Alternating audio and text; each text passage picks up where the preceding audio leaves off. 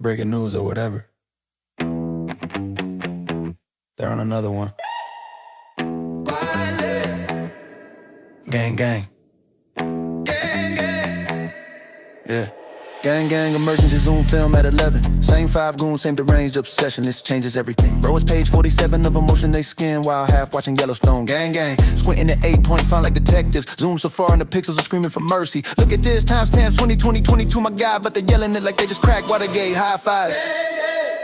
Mike's been muted for 20 minutes, still barking. Circular logic, so a lot of time to seem impressive. Trust the plan, this is massive. Nah, fam, it's boilerplate and it's mid at best.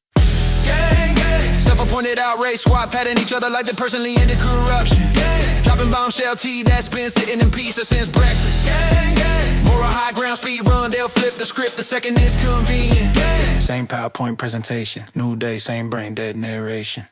Gang, gang. We're not obsessed, we're just passionate. 3-hour living yesterday's hoodie, passion in my ass. Why is he even breathing right now? Says the guy refreshing notifications every 14 seconds. Gang, gang. Playing lawyer on God mode, reading comprehension. Stuck in elementary, confidence in the stratosphere. Case dismissed. They're screaming to the void. Motion still pending, but go off, I guess. Disagree? Obviously a paid shill. Actually read the filing, deep state plan. Laugh at them, you're clearly compromised too. Exist in the same zip code. Suspicious behavior, notify the group chat. Gang, gang, gang, gang. Tighter circle, smaller brain. Gang, gang. Echo chamber finally running out of oxygen. Gang, gang.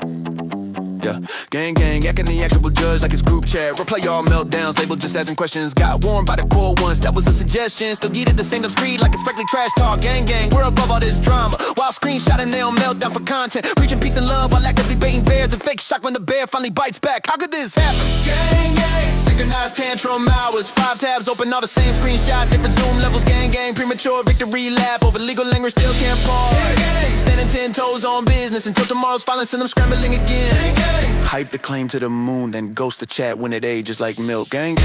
Gang, gang, gang, gang. Gang, gang. Refresh, refresh. Gang, gang. Gang, gang, gang, gang. See y'all same time tomorrow. Gang, gang. Don't be late. Oh man, so awesome. Good to see you guys. Crystal Blue Waters right off the bat with the gifted membership. You know what that means? Welcome to the shit show. Oh, yes. Every single day. It means welcome A to new the flavor shit show. of fuckery, 'cause everybody's Yes, such, you see, ladies and a gentlemen. dumber than a And it bag pops of off fluff. on a Monday night. bullshit, Tuesday. bullshit, Wednesday. And then 4 Love more it. days of increasingly stupid, ridiculous, Ignorant, bald, dash, poppycock, bollocks, and fuckery. all over again. Oh man, I hope you guys hear that loud and clear, just so I know everything's working well. Good to see you, man. Yeah, if you weren't watching Megan and Tug earlier, wow, it looks like they set the fleas off in a spin, like a spin of diarrhea. They're just swirling. Wow. You know, she hears. That's not all. She hears things in the walls. She's losing her mind. I saw that. Oh my God. Oh, I pulled up the transcript that they did last night. Oh my God. She is literally losing her mind off of what? I don't know. There's people listening to me. They're probably down the street listening to me. Really? Really? You're that unhinged? Yeah, they are absolutely unhinged. You would not believe the level that they're going to. Oh my God. Do you realize the person using Gang Gang belongs to Gang Gang in Lorain, Ohio? I'm sure. I don't care if they do or not. That matters not to me. It is a cool song. It's fun. And if you listen to the words, you'd be surprised what that song is talking about. You would be really surprised. I find it hilarious that Felisa is losing her shite. It is okay to broadcast Jeremy's privatized divorce decree, but not okay for Mug to broadcast a legally obtained FOIA request. Right. That needed, if there needed to be any redactions made, those could have been made in Sumter County. If she has a complaint, she needs to take it up with Sumter County. They are the ones that released it that way. It becomes a big problem for her because Megan hasn't done anything wrong. All she's done is shown publicly available documents. That's it. I mean, the thing about this is, it really doesn't matter what her mother was doing at that time, whether her grandmother was sitting there on stream or not. It goes to show the kind of people that they are. I mean, I don't think she planned it that way, but she clearly didn't give two shits about her grandson, which, says maybe he's absolutely fine. So whenever they're screaming, if it's a vulnerable child, why in the hell are you streaming for 3, 4, 6 hours? Why would you be going on having a stream? Good to see you, Hatson. I'll just say Hatson because the names get really weird. So if Lisa's full of shit, is she now losing her shit? Does that mean she's trying to lose weight? She might be. She might be Patrick W. She's on the way. She's on the fast weight loss plan. Lose her shit, and if she's full of shit, loses her shit, then yeah, fast weight loss. Now the problem that this is the most legally dangerous part for her response. It's not really the screeching. It is the specific factual accusations that she's making. Because what she doesn't understand, if it was obtained through Florida's public record process, the first thing to remember is that Florida is not a federal FOIA for county records. Florida county records are governed by the state's public records in Chapter 119. And public agency recordings can be public records unless a specific exemption applies. So whenever she says maliciously posting private information, that's more than opinion. Maliciously implies wrongful intent, and private information implies the information was not lawfully public. But the thing is it came from a properly produced public record that undercuts her private information framing. It doesn't automatically make every repost risk-free, especially if the exempt information slipped through, but her wording is still a concrete accusation, not name-calling. And whenever she starts saying, while defaming people, this is one of the riskier lines if she can't back it up with a false statement of fact made by Megan, calling something defamation is not magic fairy dust. It's an accusation that the speaker made false factual statements about identifiable people. If she's tossing that around without pointing to an actual false factual claim, she is the one that is drifting into dangerous legal territory. And whenever she says, you are harassing, same problem. Harassing can sometimes read like an opinion in internet trash talk. But in context, it also sounds like an assertion of wrongful conduct. The more she presents it as a factual claim rather than, I think this is gross, the more exposure she creates for herself if it is untrue. And then saying doxing a kid's number, really, Megan? Oh, that right there is probably the most dangerous sentence in the whole doxing thing, because doxing is a very specific accusation in ordinary use. Intentionally exposing someone's personal identifying information to target them. If the number was actually on the record and it was lawfully released, then she's accusing Megan of intentional misconduct in a way that may be false or at least highly misleading. And that is the line that you need to pay attention to. Because at 19, child is emotionally manipulative language. It's not precise legal label. If the person is a disabled adult, that might raise privacy concerns, but kid is being used for dramatic effect.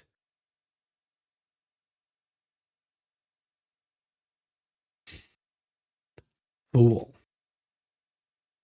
That is foolish on her part. Because 19 is legally an adult. Calling him a child is just her making up shit to try to strike at the emotions, making you think that this kid is, 13, 14 years old. No, he's an adult. Does it matter if he's autistic? She's just trying to get everybody worked up. And in doing so, they've got people over there calling on doxing, well, not doxing Megan, but trying to get her channel struck. You realize that her doing that, trying to get her channel struck? Yeah. And guess what? You don't want to, you go ahead and do the calling of the popo, and they will tell you the same thing. It was lawfully obtained, and there's nothing that you can do about that.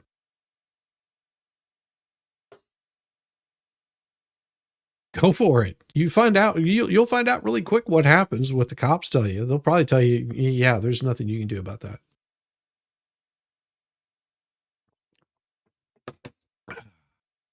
But have fun. Have fun, Felisa. You want to go ahead and start stirring up more stuff because, accusing of Megan intentionally exposing personal identifying information that came from the record released by an agency.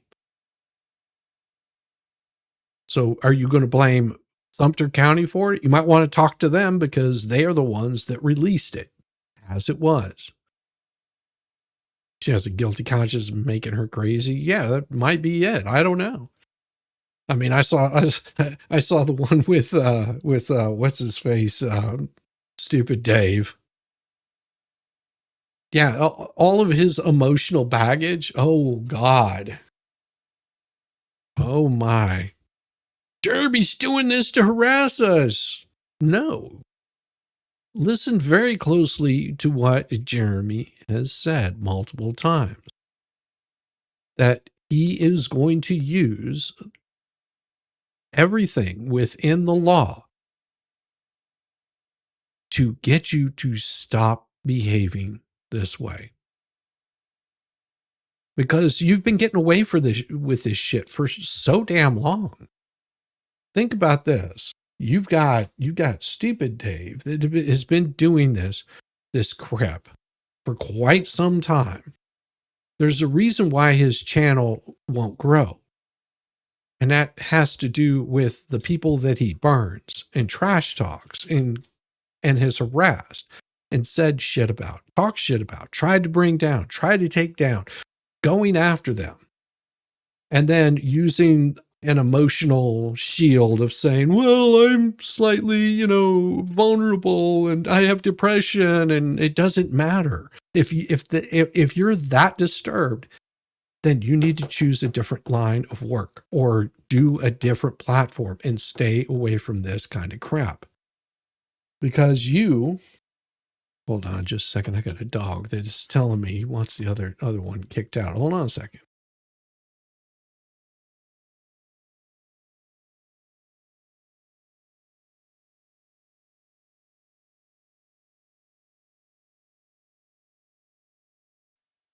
The storms must have started.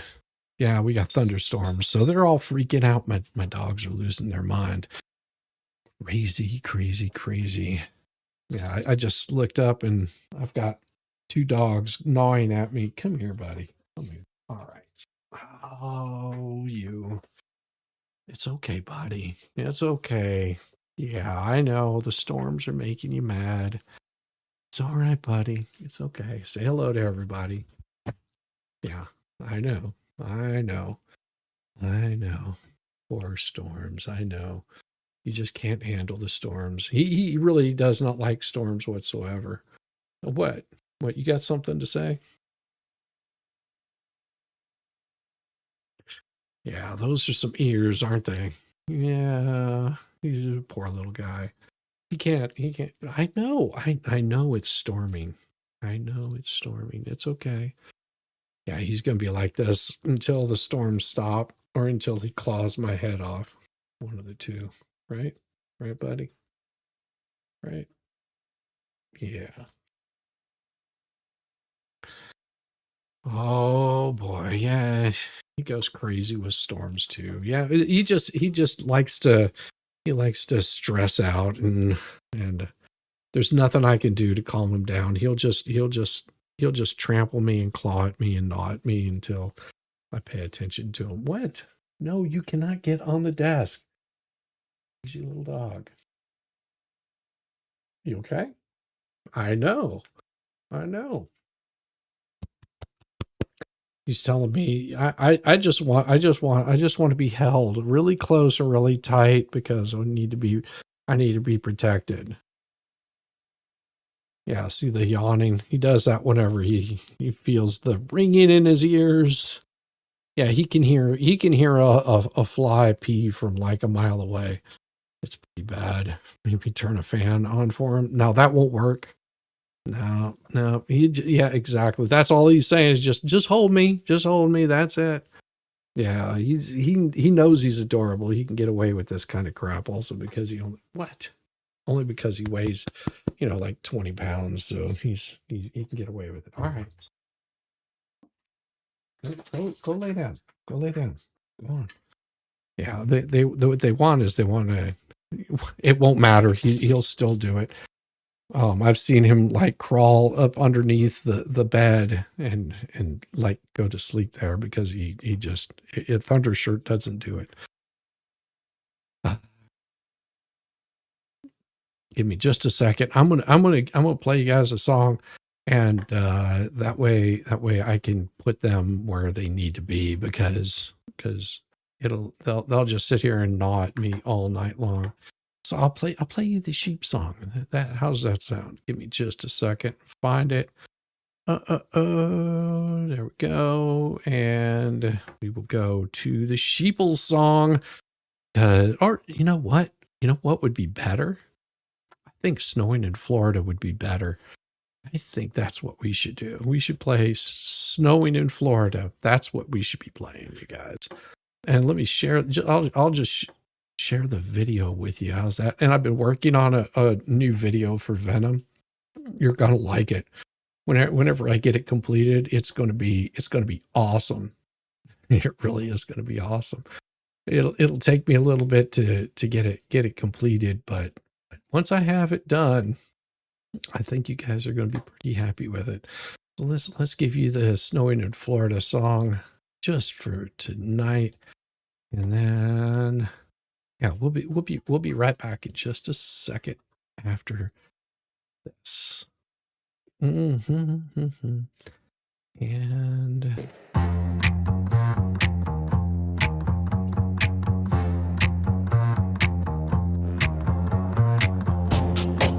sun's out, palm trees sway. Why is it snowing in Florida?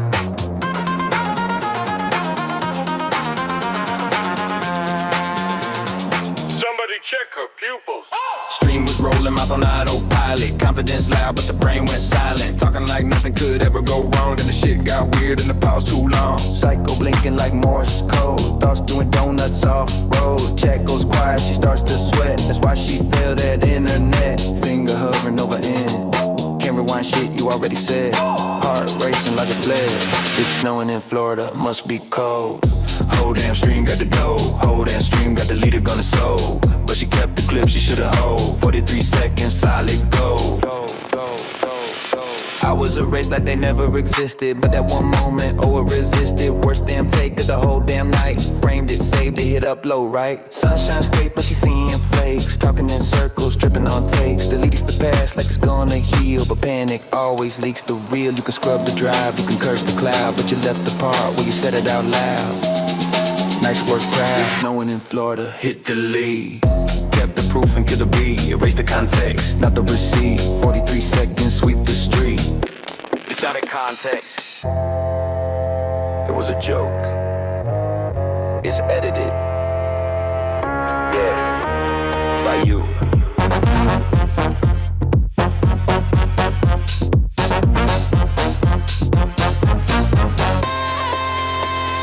Give me everything, give me everything. Give me everything, give me everything. Except the crime scene.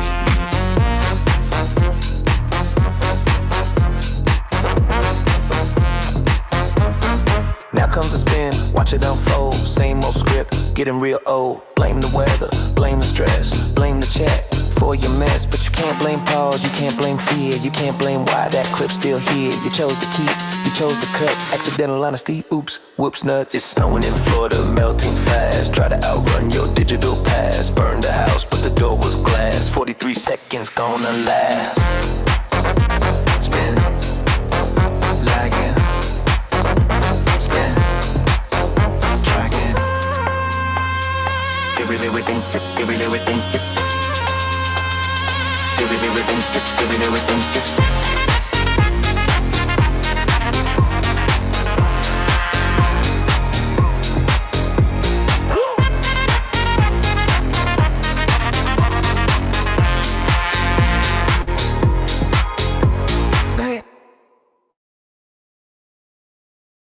Yeah. Oh, yeah. I'm back. I'm back.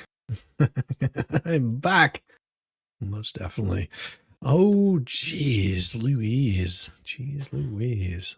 I'm typing something out here, of course. And it is pretty damn neat. I'll have to show it to you guys maybe later. We'll just see how it works. I still haven't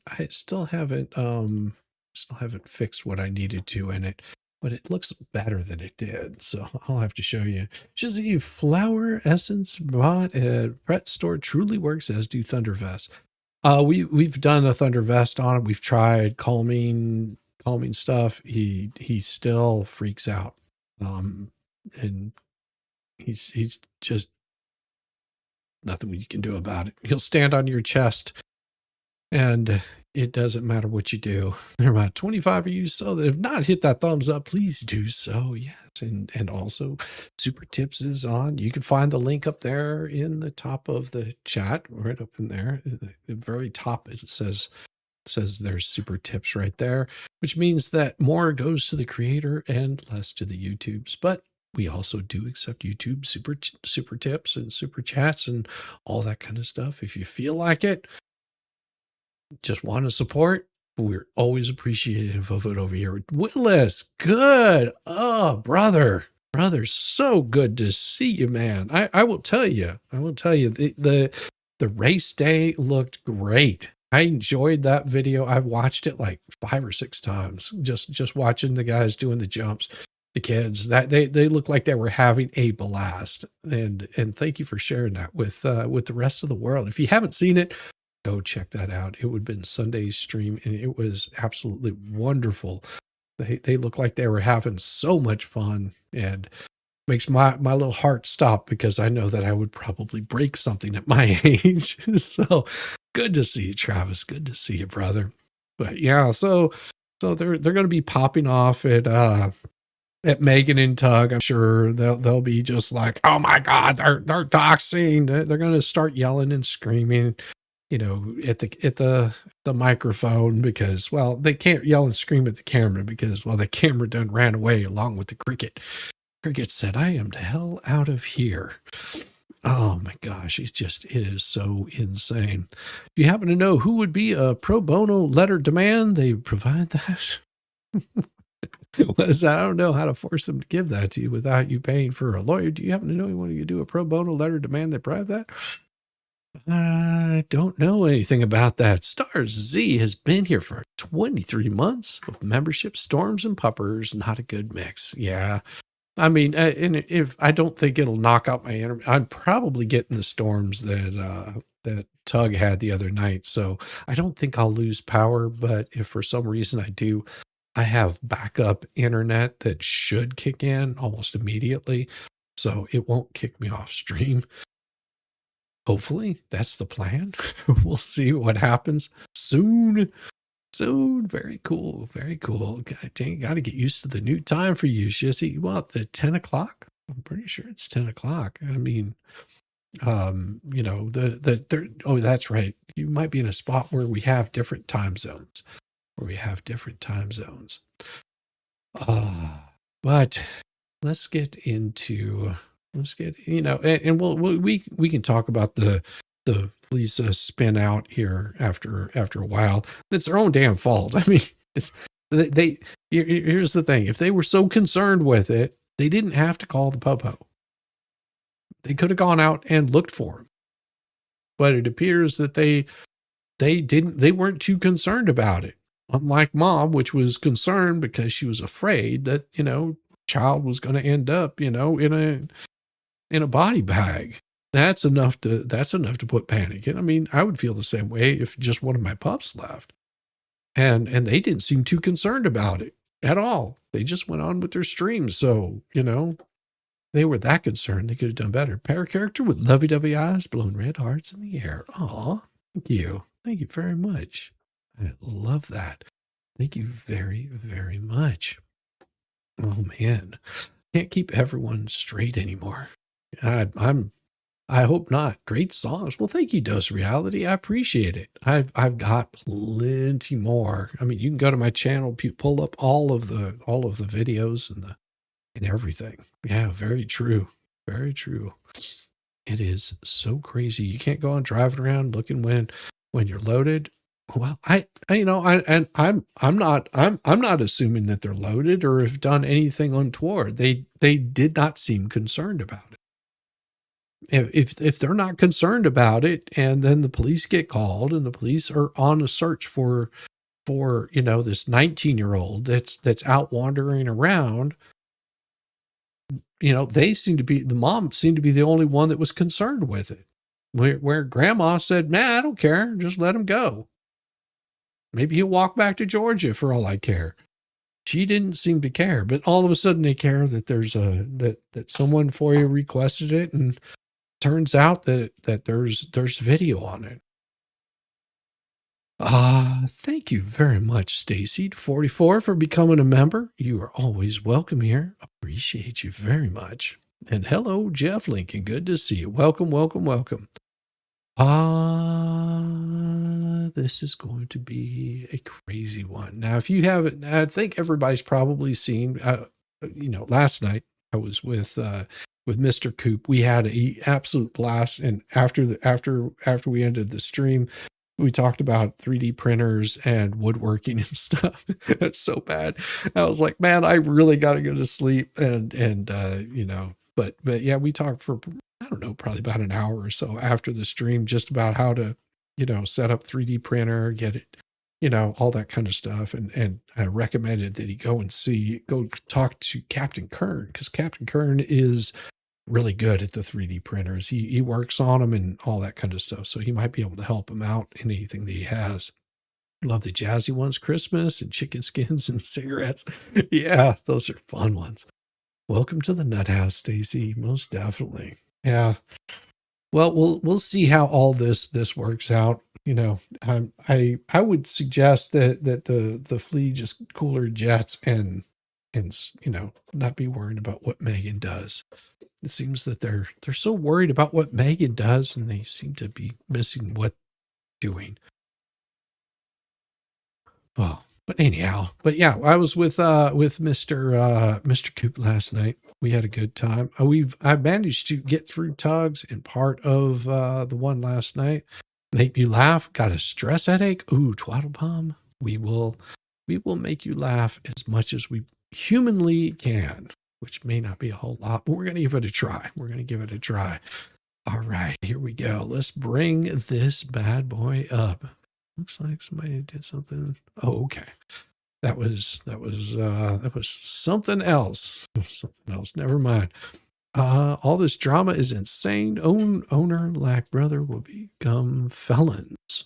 Well, I hope not.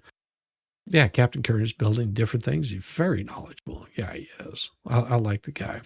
George is called to the stand in Ohio court. I'm so excited. And while she's called to the stand, Fleesa is giving real-time updates in Bonehead's chat. And the judge is made aware of it, and she ain't happy. You know, and I thought about this, you know, and I was talking about this with Mr. Coop during the stream, I think I mentioned something about it early on. I was like, you know, it seems really odd to me that she would be posting something in Bone Crusher's chat while there's an ongoing litigation where she's supposed to be a witness, which taints her as a witness. So I don't think she ever planned on giving any witness whatsoever or testifying at all. I don't think that was her plan at all. Her plan was just to harass Jeremy some more.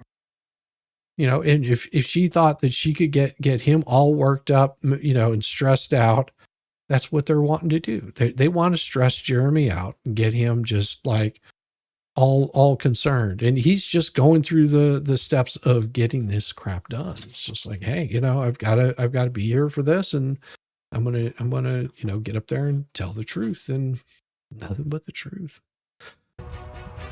Ohio court was stressful. There's no doubt about it. It's always very stressful. And it's very long. Very long. We knew it was going to be all day, which court started at 9, typically ends at 4, but the judge needs time to catch up on things she needs to do, so she's not going to take it all the way through 4.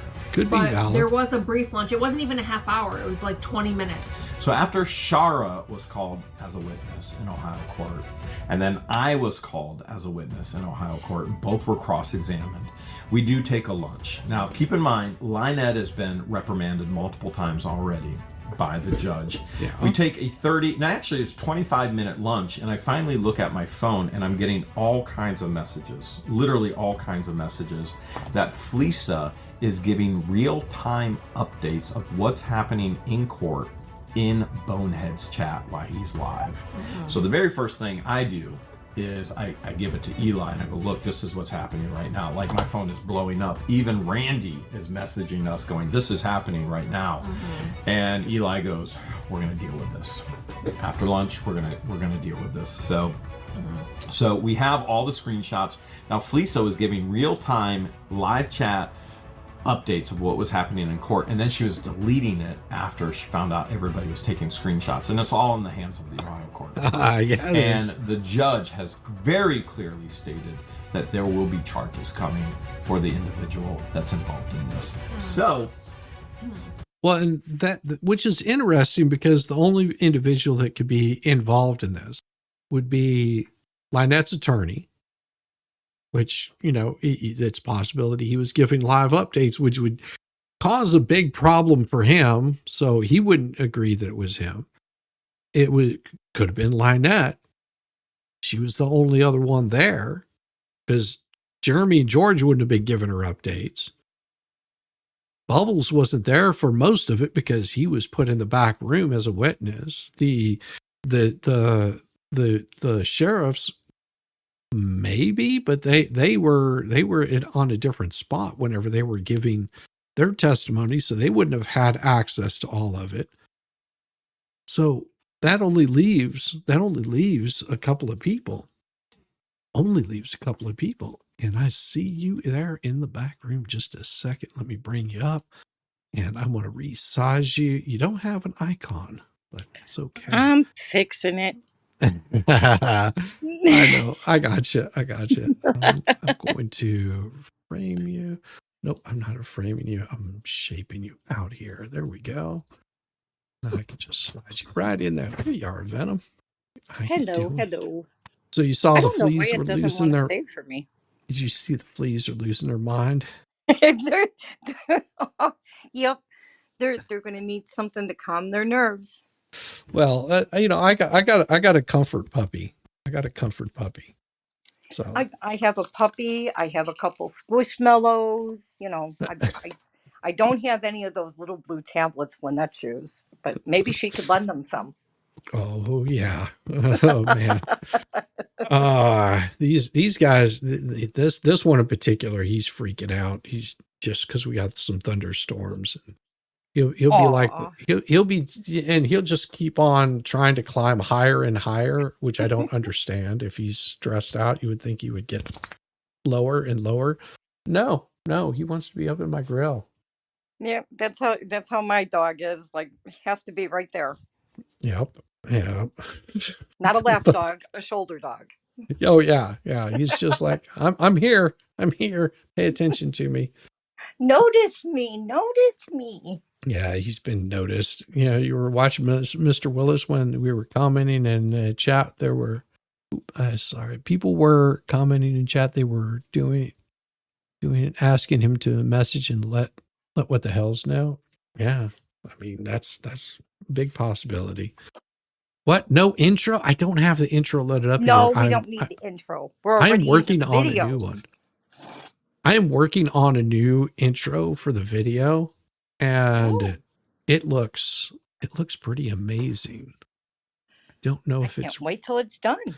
well, and I don't have any music to it yet. It's still in its infancy stages, and I'm probably going to do a little bit of editing for it. But I was like, man, this will be really cool if I can get this thing done. And like, I've got like a little opening scene, and let me see if I can pull that up. It's going to be in. All right, buddy. I know. Oh. You're just freaking out, and you can't help it. Let me see. And this Hello, everyone in chat. This might be it right here. Now there's going to be audio, but I'm going to try to mute it, and just because it doesn't do it justice. But this is the it's going to be cool. Let me switch over to this view here, and I'll show it. Here we go.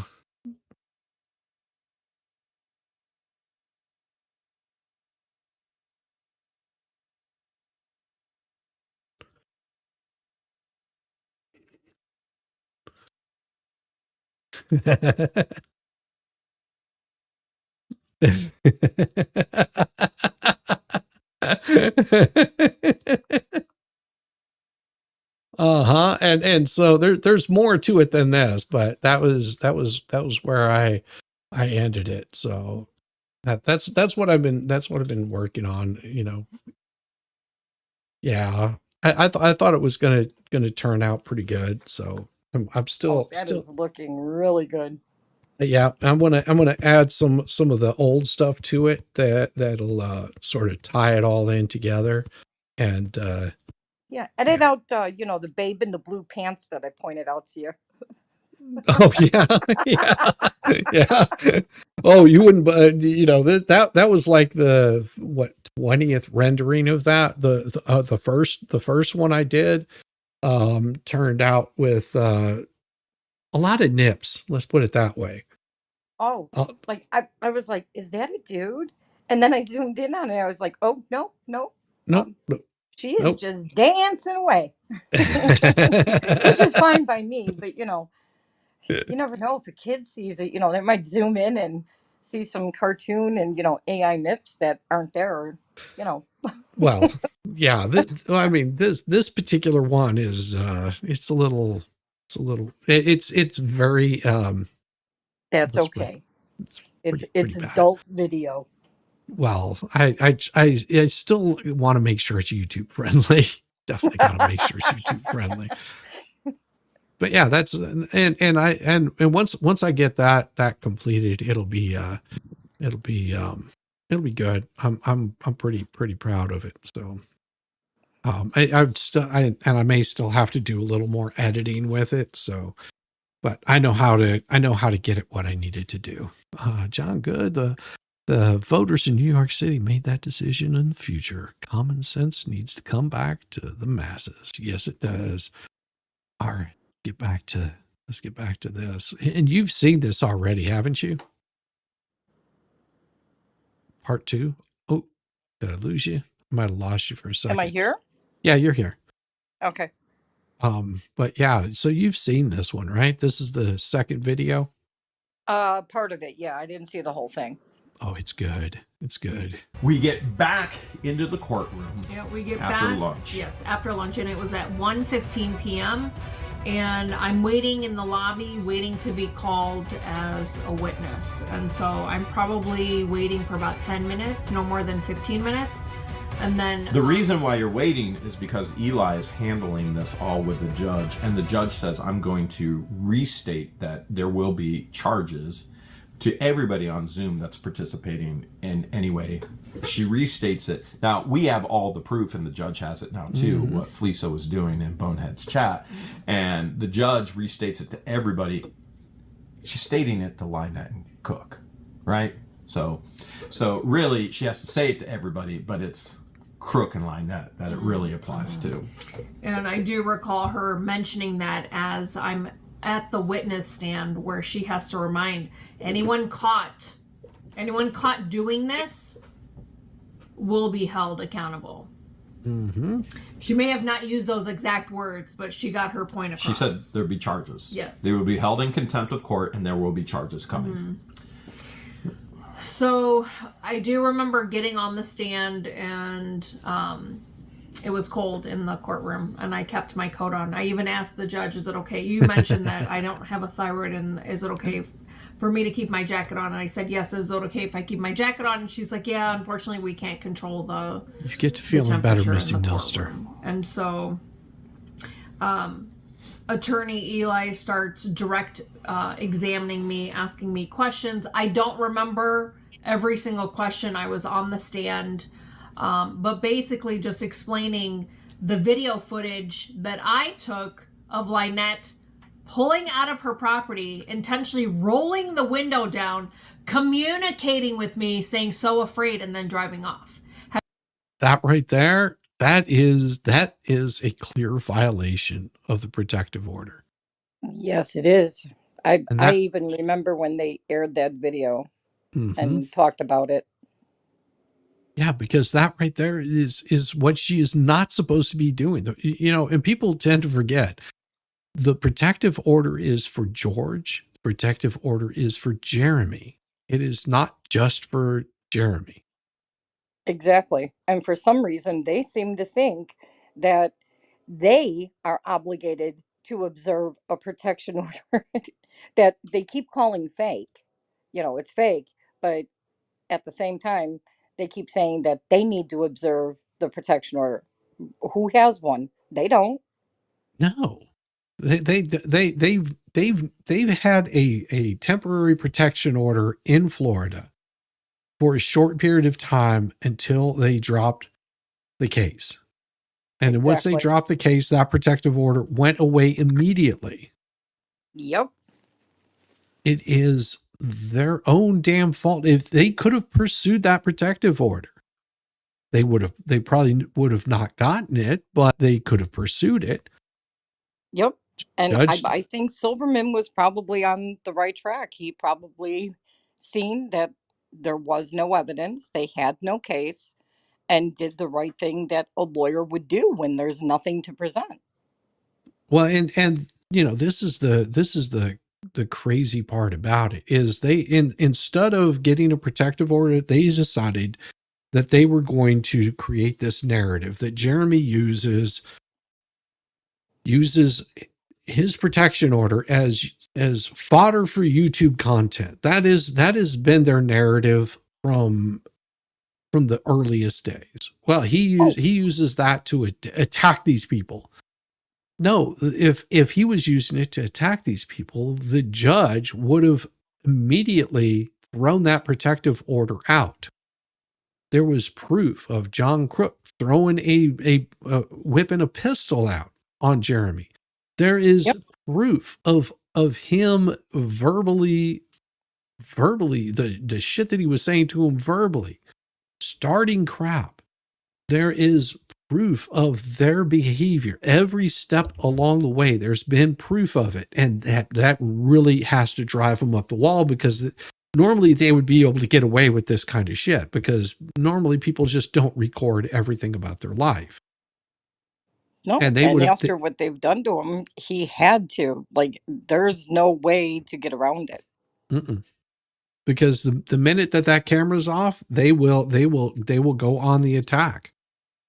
Yep. It's And the old, now you see that even with the cameras on, they're doing it. So, yeah, because they know that they can get away with it. Because Levy County Sheriff isn't doing anything. That was invented by BBB and spread like wildfire through their side, including the Levy County Police Department. That's because they're the ones calling the Levy County Police Department and saying this crap. oh, but you know that really popular word that they like to use? Guess who owns the trademark on it or the copyright? Well, definitely not them. Oh, you might want to check and see what the female channel owner bought the polyflop. Oh, what, the trademark to polyflop?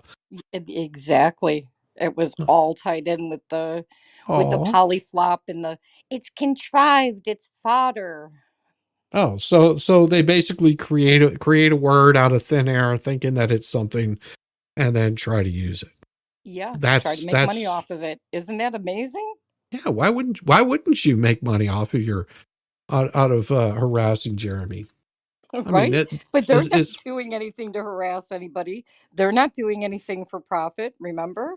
mhm.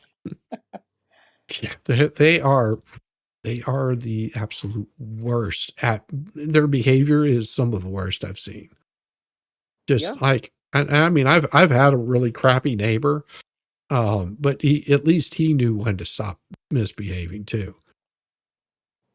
Yeah, I I mean, mean, did everybody's got somebody that they don't get along with in neighbors. And at oh some yeah, point you may have a disagreement, but then there's times that you could be cordial too. I mean, you learn to live with each other, not these people. oh yeah. I mean, like I said, my neighbor was a little bit like Crook in his attitude and behavior. And most of the on good days, whenever he wasn't on his morphine drip, he was a little more chillaxed, I guess is the best way to put it, and somewhat cordial. But he started out being a really crappy neighbor right from the get go, and they like to complain about everything. And in doing so, they none of the neighbors liked him. They were just like, yeah, just don't even deal with these people. I know for a fact that he got a pistol pulled on him by one of the neighbors because he was pounding on the door.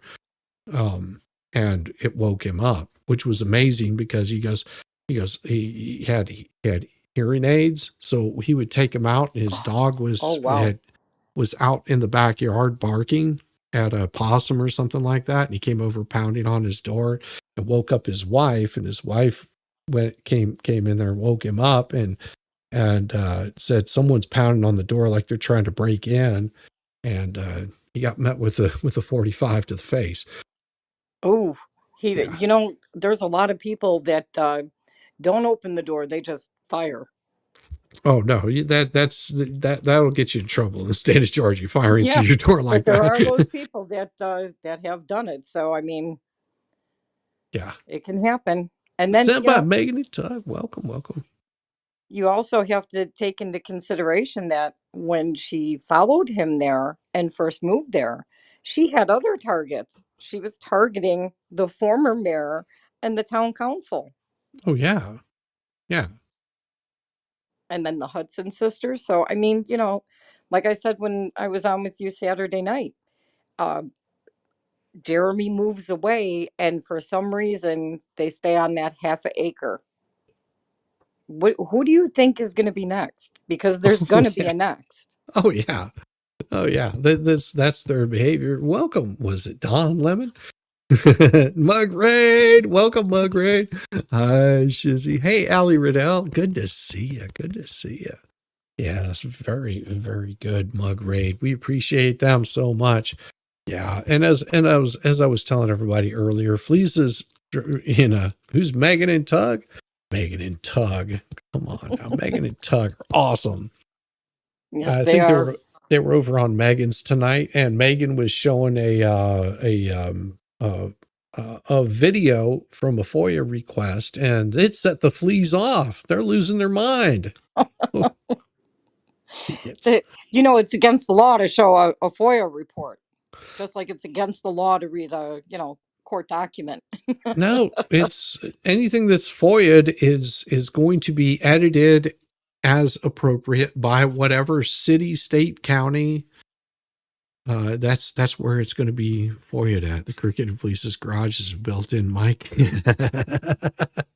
Oh, yeah, that is a good one. Yeah, so it was said on the Whopper Boys channel that she feels like somebody has a listening device, one of those parabolic microphones, pointed at her garage, listening. Like, and Whopper Boys said, it's a mental thing, Oh no! Well, if it's a mental paranoia. thing, well, I know some things that cause paranoia.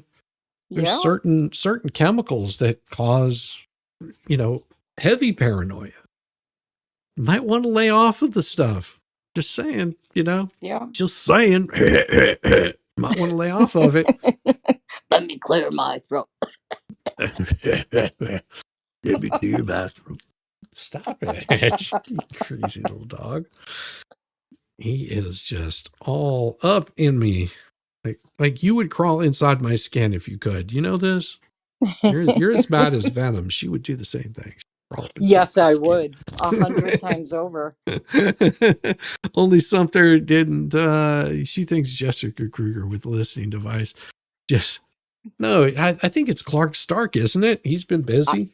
Yeah, that's the guy who's stalking us all. Like I'm telling you, I've been telling everybody. The guy who's been parking his car, pretending to be my neighbor, driving a look-alike vehicle, Oh yeah, leaving the garbage cans out and everything, just like my neighbor does. But I know it's Clark Stark. it's got to be. It's got to be. He's going through your trash too whenever you're not looking. Oh, that's a scary thought. Yeah, he's digging through it like I bet he gets Rogu Mama there to do help. Oh, trash panda. I did catch her here before the holidays, snacking on my cookies and going through my canisters, like tore my whole kitchen up. Is it a FOIA document redacted and released to the public? It is a FOIA, FOIA. Yeah, I FOIA. think that stands for Freedom of Information Act. Yes. Yeah. So that, Doug that had means you're free to be informed. did he have one tonight? Who? Clark Stark? Or are you just talking about his private detective that is what Oh, was it? well, Only me's private detective. could be. Tug, the last second I heard before I came on with you, because I turned on my TV and then muted it real fast, but I heard Tug saying something about there was somebody outside his door or whatever. Oh, very Like for cool. real. Very cool. Yeah, he does. Tug thinks the cops were at his door. Is that tonight? Yeah. Yeah. Oh, While they very were on cool. stream, like I caught like a few seconds of it, and that was about it. Very cool. So, yeah, because Tug knows how to deal with them. Oh yeah. Yeah, he's had the cops called on him plenty of times before. Yeah, Thinks and he, DCF by them too. oh yeah, he's dealt with DCS a couple of times. He called the police, but they had no one. Called the police, but they said they had no one. There's a guy, yeah, TDS, Tug derangement syndrome. Exactly. Shakespeare's Pub. I met some of your friends last night, Chizzy. I played trivia with them. Very Aren't cool they people. awesome? Aren't they awesome? Are. They are. I like Gutter Girl and Traveling Fools. Yeah, I mean that's a great group of people. How you doing, Gutter's Pub? So good to see you. Yeah, they're just so much fun. Who's the new lawyer for Jeremy Hales? And I've been watching for a long time, and it seems like it's a never-ending case. I don't know about a long time. This particular case stems off of a Ohio protection order. So that's what that has to do with. And his attorney, I believe, is Eli. I think that's Yeah, what he said. same. I believe it's the same law firm. I think he You know? has had the same law firm for the protection order, and then Randy. Like the only lawyer that uh, was out of it was Mark Feather, and that's because of what Lynette accused him of. Mm-hmm. And Mama Bear Lee says it was Yamaha in a cop suit with a flaming bag of poop. That bastard. That bastard. You know, he does get I around. knew it was a wrong thing to tell channels and all the people to go get, go give tips for new bags for Yamaha. I see what he did with them now. Well, and it is a long drive for Hawaii for him to get there to him, so it's Well, plane ride, boat ride. no, he rides his inflatable pony across the ocean. Oh, I didn't know he had a inflatable too. I knew he had the Yeah. pogo and the trike pony, but Well, didn't know about the inflatable. Yeah, it wraps all the way around him, and he just giddy up, It's one of those it's one of those big inflatable like rafts, just wraps around him, like inner tube with a horse head on it, and he's just like smacking on it. Go boy, you got it. Fleece is having a meltdown. If she's not having a meltdown, then there's always something wrong. Yeah, he's had the same Ohio lawyer for years. And yeah, absolutely, Dana. I mean, as far as I know, I haven't really followed too much of the Ohio stuff because it is sealed, and and you can only cover what is released by one party or the other. Does he? Doesn't give a fuck. Yeah, probably not. A seahorse. Yeah, a seahorse. A pool pony. Yeah, Yamaha and a pool pony. That's exactly it. Yamaha last seen heading out yelling, "Get along, little doggies, get along." Yamaha always drive a water scooter from Hawaii to Ohio. There's a channel he can go to there. Oh yes, that would be awesome. That would be awesome. Let's get back into that thing. And she just kept her window rolled up and went about her business. I would have never had to call Levy County Sheriff. I would have never had to take it to the Ohio courts. All I want is to be left alone. I don't want them communicating with me. I don't want them even looking in my direction. And so we played my clip, and then we played her clip, and we talk about how I got a hold of her clip because she too called Levy County Sheriff, turned in her evidence, and it was her video of her clearly rolling down her window, communicating with me, saying so afraid, and there's no passenger. Can you hear me now? Yeah. Now, okay. This is what you should be thinking. Number one, Lynette's an idiot. I think there's weather rolling in around us too. Evidence. Yeah, it's looking pretty nasty, and your signal is showing like really low, so you may end up getting dropped again. But just keep coming back, or if I end up losing, I'm just gonna dip out and then come back in and make sure the internet is stable. Okay, that's cool. All right, see you in a bit. Of her breaking and violating the civil protection order. Number two, you should be thinking she should have been arrested immediately. She literally handed them the evidence. And this is dealt with Buttchamp and McIntyre on the stand. And it is going to be dealt with in federal court. We are absolutely pursuing. They're violating our civil rights. But at this point and Jeremy saying this right here has been effing up all day. Yeah, I'm sure it has, John. So here's the thing about what Jeremy's saying, and this is what's setting the fleas off so much, setting stupid Dave off, setting all these people off over there in the Anti-Wth the Hales ecosystem, is Jeremy, what he just said here. Hey, where's that doggo gone? He's laying down in his little box. I've got I built him a comfort shelter. So the other one was in there. That's why he wasn't in it. and there's storms and hail in Arkansas today. Yeah. So what Jeremy has said, and he said this multiple times, everything that they do in furtherance of this, that he is going to bring them to every availability that he can. The Florida court, famous Shizzy Wiz, not in Florida, I'm not.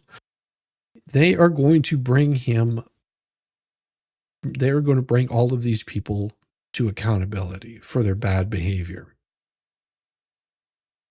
They have said multiple times, stop doing what you're doing. It is, you're hurting our business. You're hurting everything that we're trying to do here. Stop behaving this way. And they continue to do it. They continue to defame him. It's not going to be good. We was going to bleed about it later. Oh, my bad. Oh, court famous. Yeah. Yeah, yeah, there too. Just because they mention my name, which is hilarious, just because they mention my name in Ohio doesn't mean anything. It just goes to show that they have no idea what they're doing. That they're trying to create this narrative, and it's failing. It's failing miserably. Their whole Anti-Wth the Hales media ecosystem is out there trying to create some narrative that we shouldn't be talking about this stuff whatsoever. And they're getting so upset because, well, we continue to talk about it and not give two shits what they have to say about it. Yeah, I mean, they can't stop us. It's freedom of speech. And I mean, it'd be one thing if I was doing something untoward, but I'm not. I'm just reporting on the news as I see it, or the story as I see it, giving my own opinion. They seem to not like that. No. They want to be the only ones controlling the narrative. Jeremy's going to win the first defamation case in Florida as I see it. I don't know. I mean, I have no idea what's going to happen. What he could win, he could lose. He could, it could get extended out indefinitely. I mean, it just depends on how long Lynette can stay in bankruptcy court. Because once bankruptcy court's over, or and all her behavior is getting shown in that court. Yeah. How did they say it in Nintendo Talk? It's on like Donkey Kong. What's going to be really interesting. Now think about this, because right now in front of Judge Hinkle, and Judge Hinkle may not actually do anything for quite some time. Because I was thinking, it just occurred to me that if you read his recommendation is that it not be that it's dismissed with prejudice, except for Lynette Cruston, right? Except for Paint Chip. So those people are still on the hook right now. Yeah, and John Cook too. But John Cook is because he's sort of tied into Fed 1. Well, no, I'm talking about Fed 2 now. Yeah, but I could have sworn there was something in his notes that said that he can't lift him off. That you're right. So I'm just thinking, if the judge does take that recommendation, he won't make any ruling on that until after her bankruptcy case is over. It seems like it would be the fair thing to do. I mean, to decide what's going to happen and just do it all at once. She's trying to do a bankruptcy on what could be. She's already considering future debts she's going to owe. Well, that's not what I'm talking about. What I'm talking about is Judge Hinkle doesn't have to rule on this until after the bankruptcy is over. Right. He can wait on the whole damn thing. There's a possibility we may not hear anything until after her bankruptcy case is over on what the judge is going to rule on. what? That's at least another probably 6 months out. 6 months to a year, possibly. Just depends on how fast they move. Bankruptcy court tends to move really fast because they don't like keeping shit on their docket. So I could foreseeably see that Judge Hinkle doesn't rule on anything because the other case is on stay, and he would just much rather make a ruling all at once. I think it would be the fair thing to do. I mean, to rule halfway, like On how do you half the rule people, on but not half? the rest of them. Yeah. That would make sense. Stay safe, Gail. Stay safe. Tornado season upon us, grit teeth, and we will get through this nasty interruptions. That's right, Gail. Yeah, we'll just have to see. Like I said, I don't know. It just occurred to me as I was sitting here thinking about it. It's just like, there is that possibility that the judge won't rule on it. I got weather coming. No shit, Inspector Guy. Yeah, and from it's my heavy. understanding, it sounds like that side has filed even more paperwork, more motions. So I mean, keep poking the bear, guys. Keep poking the bear. Well, and they're just going to make it worse and worse. They keep doing it. Hey, Rosalind, good to see ya. Hey, Roz. She's awesome. She is awesome. And Keep in mind, good evening, Lynette Blake. disappeared from Zoom. If you saw the previous video, Lynette is still gone, and the judge interrupts the questioning.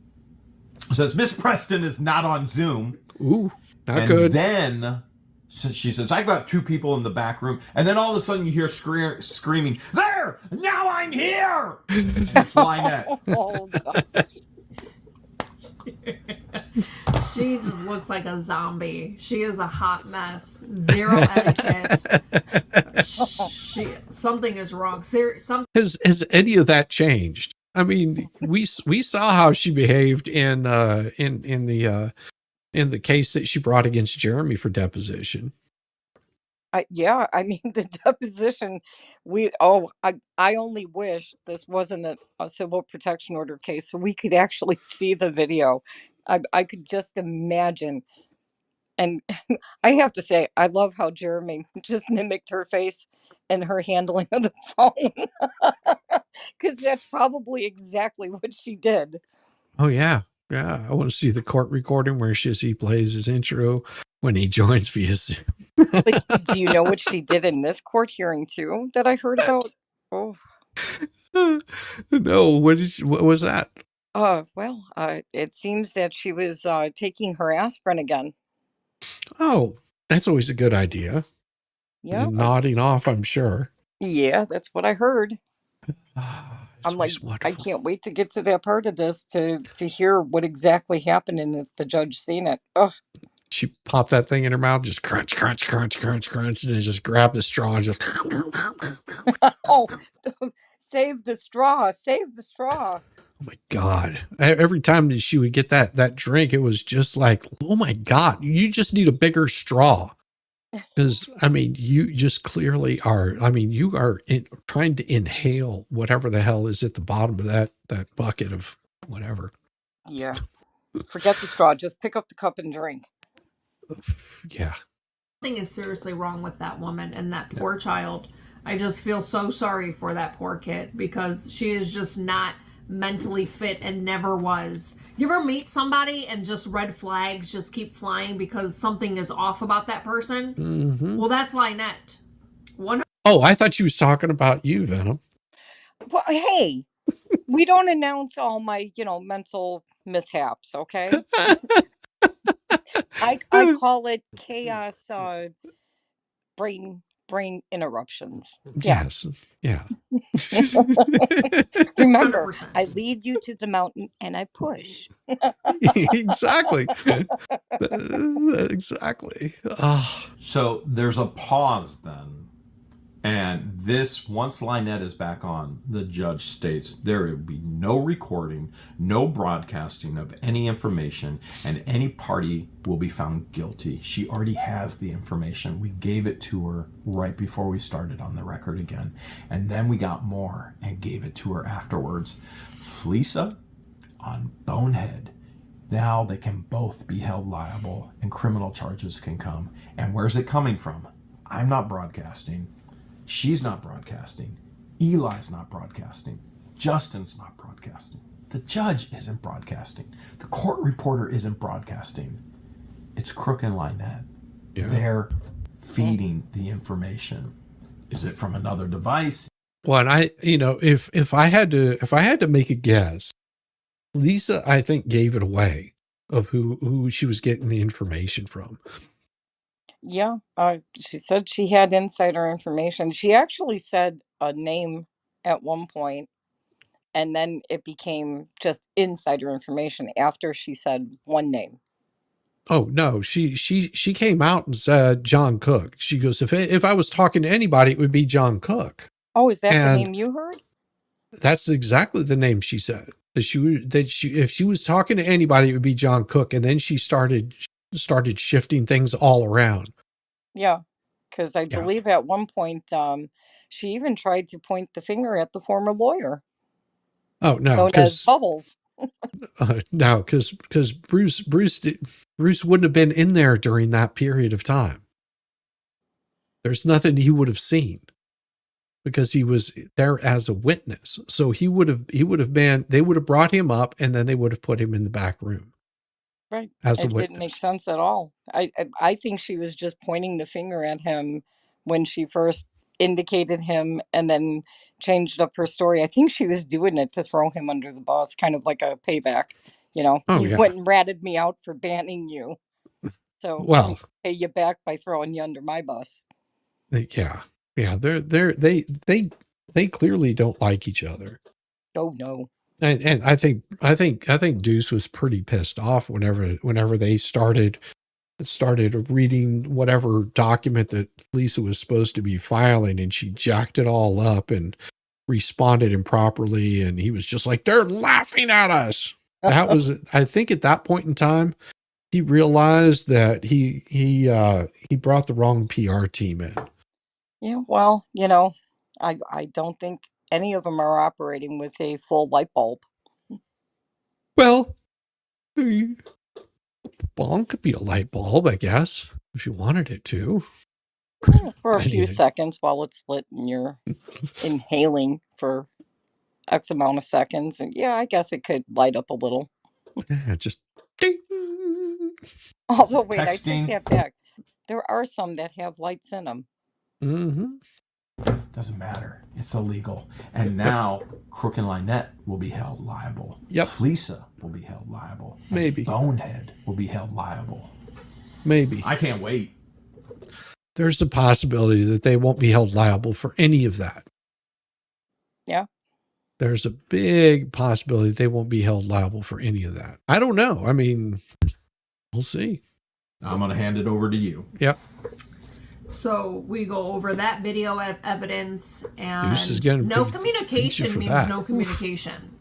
Pretty sure that's how the protective order reads. Most protective orders read that way too. Later, you'll see that Buttchump and McIntyre agree with that too. But funny how they didn't. We'll get there. It's the best part. Funny Oh, how my they didn't goodness. do anything about So it. good. All right. So Oh, and that is going to get really interesting. Their testimony, and we'll probably, I'll do this one tonight and probably do the next one tomorrow night, and then I'll be getting close to getting caught up because he had one today. If you haven't seen that, most definitely go check that out. Yeah, I think that's going to be replay crew at bedtime. Oh yeah. I have a feeling the BBB never left Florida. No, he left Florida. He went to hell home. He was like, I don't he ever had a want- nervous breakdown because he couldn't fly out fast enough. more than likely. They said he did. They said he had a meltdown. Like they admitted her lawyer had a meltdown trying to get out of Florida when he did the depot with Jeremy? It's just, you know why it is. Because he's a chicken shit, and How do you he go can't into law with that? he can't handle face-to-face confrontation. Like then, and I think that was his biggest fear. Like he wanted to go at Jeremy and act all big and bad on the YouTubes, act all big and bad in his emails, and then whenever Jeremy said, "All right, well, I guess we're gonna have the rest of this in Florida." That right there was like, "Oh, you mean I have to show up to something? I don't have, the ability to make shit up, and oh, this isn't going to be recorded for YouTube." Right? Well, what is he going to do if he can't show anything on YouTube? Well, I think he thought he was going to be able to do it all from Zoom. And you know And what? He may have been able to get away with the deposition on Zoom as well, but his bad behavior is what made that deposition happen in the courthouse. yeah, yeah. When Jeremy's did too. I mean, Yeah, it wasn't one-sided. Like Randy and him, they were all being admonished early on by the judge for bad behavior. So mhm. you instigated and you kept poking back, and you bought yourself an appearance in the courtroom, babysat while you did the deposition. Yep. So he got a taste of what it was going to be in person, and I think he freaked and thought, "Ugh, I can't do this again in person. There's no Yeah. way." I can't battle these people. They're not bowing to my will. They're not listening to me. They're wrong. See, he's that type of person that does not like being wrong. Well, He just cannot handle being wrong. He wants to be right in everything that he says and does.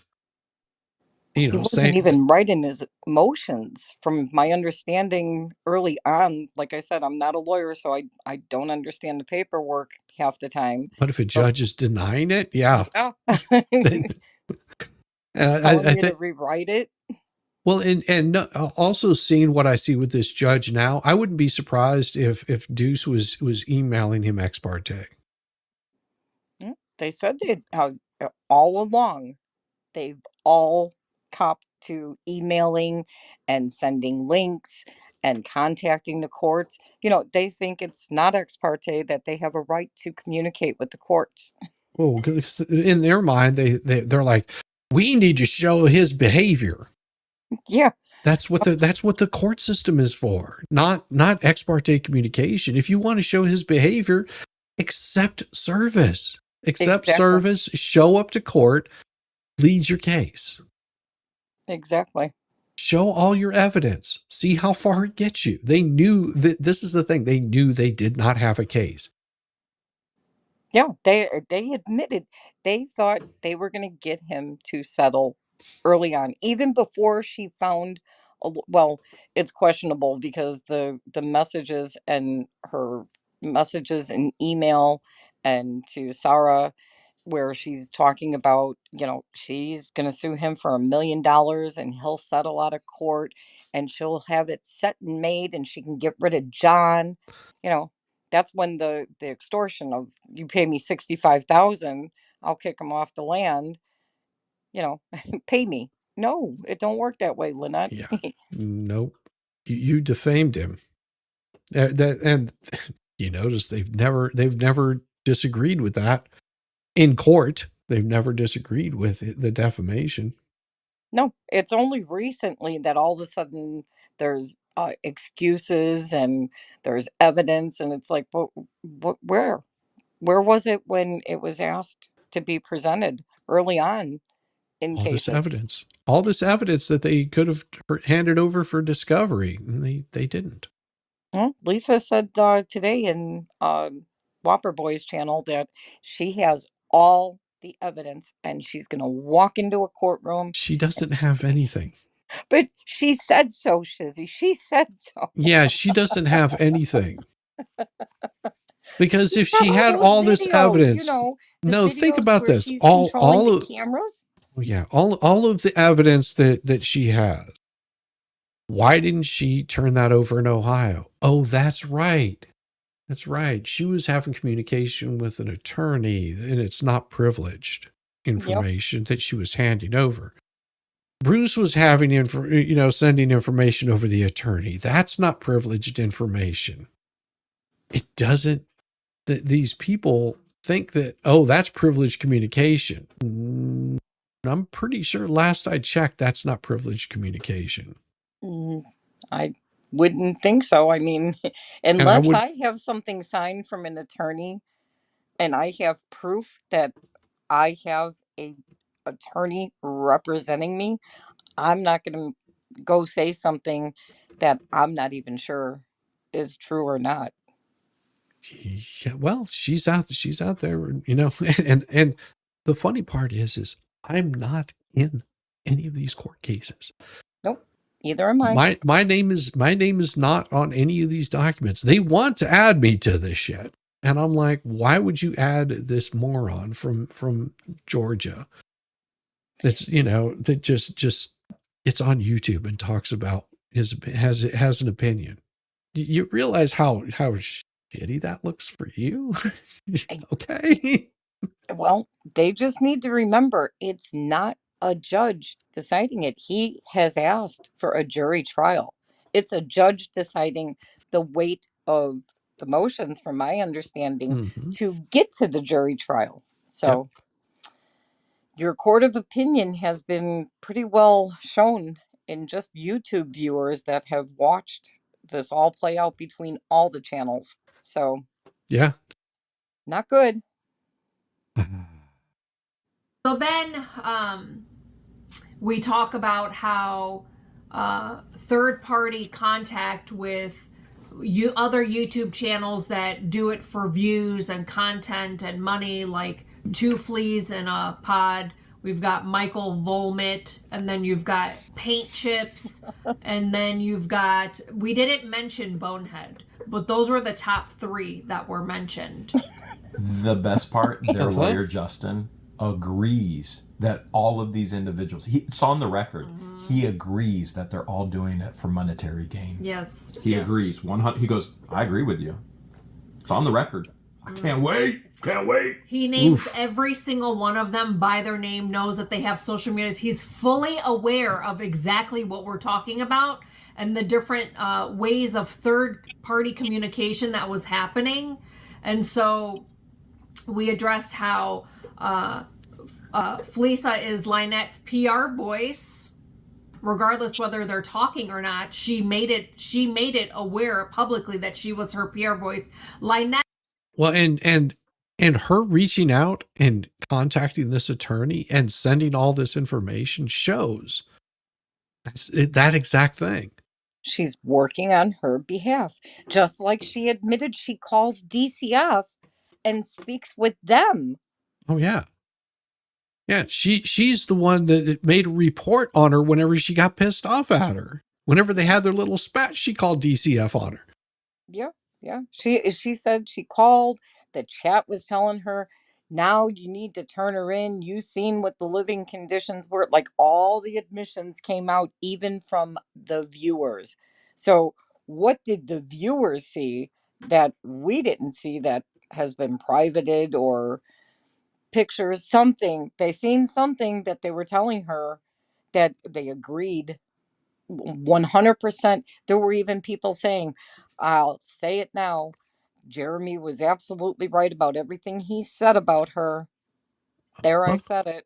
I showed the screenshot of that person saying it. So I mean, there's a lot of screenshots and the recordings of them all having that meltdown for days. Oh yeah. Oh yeah. Yeah. They melted down over Shar. I cannot wait to see what Shar is going to show. Oh my gosh. It is going to talk about a bombshell. Silver Fox says, oh, today's video was BBB just burying himself from ghost writing, saying he got in touch with them first, trying to state his mac and cheese case. That's what I heard too. I am caught up on it, but I wanted to watch this with you guys and comment on it so you sort of had an idea. My thoughts in all of this, my opinions on this, it is insane. I mean, every time that I see one of these, I'm just like, you've got to be kidding me. And I catch stuff that I missed, the first go around. Like, it's just, Yeah. God. Herself even posted publicly that directing traffic to 2 fleas to listen to that side of the story, and that's her voice. We addressed the interview that Volmit did with Lynette and Crook, and how he himself took the time to email us to harass us and include the link. That's how we found out about the interview. Yeah, I'm sure that gets brought up too. Yeah. Oh, boy. Because they're not supposed to do that. The disgraced journalist is what I refer to him as, because I mean, anybody who has done what has been put out there in his little life. Oh, yeah, his interview, he was putting out court orders that were sealed that he got from Lynette and John Cook. They passed a document that should have never touched the internet. We never got documents from Jeremy that the court said, nope.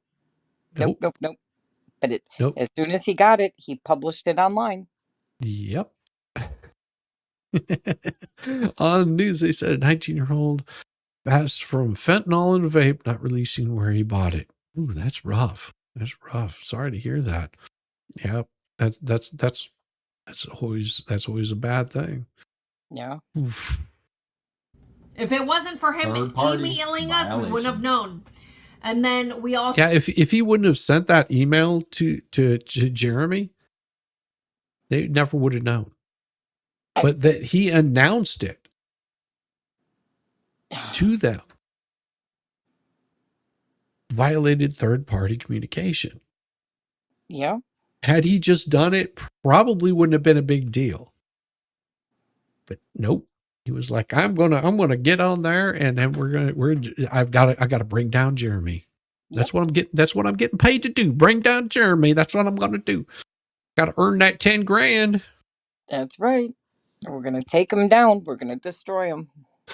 Wonder BBB Mac is made in a blue bucket.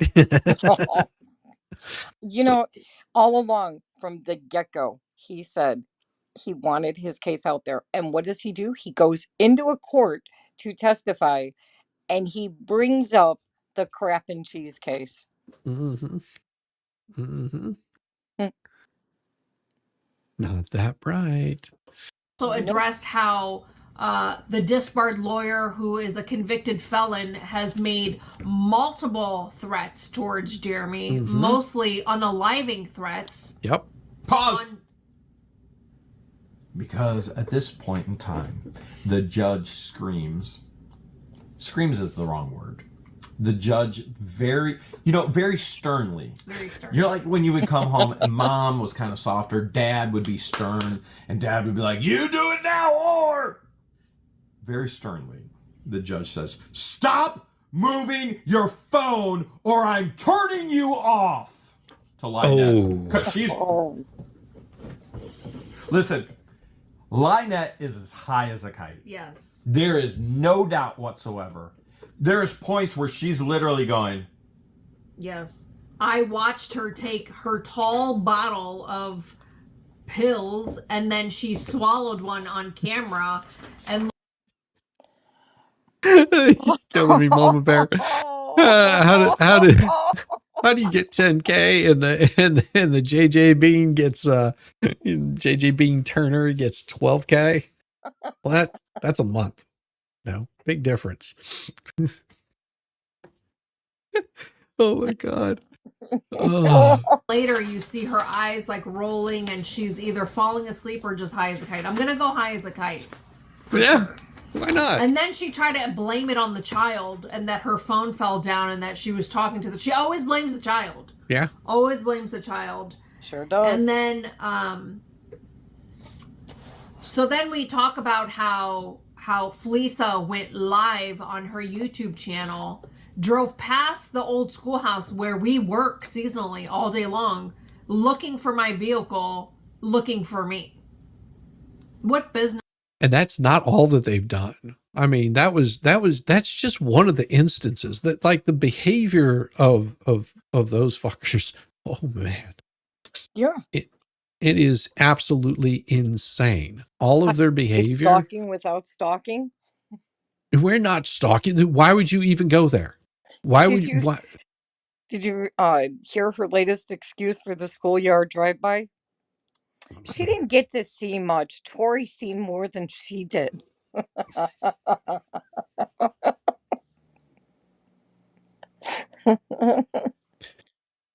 Why? Why? I mean, there was no reason to do that at all. But yet they I just got to show you. Here, I'll take everybody along with me. Not only did they show the schoolhouse, but as they drove past houses or addresses that they knew, they said who lived there while the camera was pointed at the house with the address. Well, they're not nice. And they're the first ones to say, "We're getting doxxed." No, they doxed themselves. If they would have had any ounce of decency. The East Texas Cowboy, is he in the house? Yes, he is. Look at that. The man right there. Just taking a break. Yeah, I heard you showed up at Tug's house today with a flaming bag of poo. dressed as law enforcement. That's what I heard. I said that, well, that's pretty hard for Yamaha, unless he's like having to, come across the ocean from Hawaii. He's got his little pony pool noodle around him, and he's going, giddy up, yippee-ki-yay, mother. I'm picturing it, man. I better be careful because someone that sits right above me right here, they may just end up making a nice little image of that. You just added in pool noodle. Yeah, it's one of those little rubber tubes that goes around him. I have no head. Are you talking about those little kitty? They're half wraparound inflatables. Yeah, with a little pony head. That's what I'm picturing. With a horse's head. Mm-hmm. I'm picturing it, man. I'm totally picturing it. Oh, the creative thoughts are flowing. It probably even has a tail on it, because you got to have a tail. That would be on the pool noodle. That's not a tail. Damn, Yamaha, put that thing away. It's gonna scare the children. But like he says, he has no head. Does she have driving past the old schoolhouse if she was on Turd Purgatory helping them with their property? That's what we call third-party violation. Now, Fleesa likes to go out there and say, "Oh, somebody talked to Lynette." Say Tug. That's third-party violation on Jeremy. There is no violation. I don't have a CPO on me. I can't violate something that doesn't exist. Lynette, on the other hand, Fleesa is on Lynette's property. Then, under direction of Lynette Crook, leaves the property. Yep. On the property, leaves the property, goes searching for us. Yeah, that's absolutely a violation. Yeah, that's going to be a problem. Broadcasting where we are, what we're doing, and then goes back to Lynette and Crooks. Live. So stupid. Live from the channel. Yes. And we have it all. It wasn't Memorex, it was live. Yes, it was. So then we also talk about how I was made aware that Crook drove past the old schoolhouse the other day and pulled up into the driveway to film. He has every legal right to drive past on the public road, film if he wanted to, no problem. But the fact that he pulled his vehicle into one of our driveways, that's not okay. Now, nobody knows this happened yet. Oh. So the day before court, I released a short video saying that Luthman just lost in federal case. We won in federal lawsuit too by default. Luthman didn't respond. Now, that shows that I'm clearly in Ohio. There's no doubt about it. I mean, I even say I'm here in my beautiful home in Ohio. I don't state where George is. So Crook, after knowing I'm in Ohio, goes over to the schoolhouse, pulls in front of the gate, and is filming. Twice he does this. 2 times. He has his hand out the window filming us. Now, Justin's going to ask George questions about this. How does that make you feel? Well, how do you think they feel? Who cares how they feel? They have civil protection orders against them. Yes. Wait Exactly. out. Correct. Yes. Yes. He also asked me, And that's the biggest point that John and Lynette seem to be missing. Like it's like their attorney said no, that's not how it goes. That you don't have you have every right to be doing what you're doing. You're fine. I would imagine that he just folds up his stuff and wants to book a way out of their court as fast as he can and just leaves the explanation up to the sovereign spin. Like, oh, don't worry, Lynette. Your lawyer told us that it's fake. It's not a real order. You don't have to listen to it. You're not doing anything wrong. Yeah. Keep talking. Keep talking. I just like silliness. that how would you like it if other people were driving by filming? And I said, we have plenty of people that drive by all the time. We're okay. They have every legal right to stay on the road and film. They don't have civil stalking protective orders against them, and they're not third party communicating. We have so many people that drive past. They're not Lynette's PR team. Do you see the difference here? And so he tries to get me to agree that us driving past our 70 acres to get to the old schoolhouse may be harassment for them. And I said, no, it's not. It's for our safety because they're known for brandishing firearms and they've been recently open carrying, both of them. We film for our protection and our safety. And Eli asked me, do you ever post that online? And I said, no. I don't post it online unless they're violating the protective order. But we film for our safety and for our protection and for accountability if they do something that violates the protective order. And so he cross-examines. One of the questions that I found interesting that he asked me, because I had to explain that the 70 acres is 70 acres wide, and their acreage is like right there across the street. And that we have to drive past our 70 acres to get to the old schoolhouse. We also have to check on our 70 acres because there's been a history of meth heads vandalizing cameras. There's also been a history of meth heads stealing our drive-through sign. And there's also a history of hurricane damages. And so we're driving past our 70 acres from point A to point B. And unfortunately, we have to drive past their dump. Because they stalked us. Yes. So then he asked, well, why didn't you guys buy that property? And I said, what property? He said, Lynette and Crooks. And I said, because we didn't know it was for sale. The moment we found out it was for sale was when she emailed us to tell us she's a super fan and just bought property across the street from us and asked Jeremy if he could bring his tractor over to help them with a fallen tree because they can't get through the drive. You think he knew that? No. I'm glad he asked me that question, though.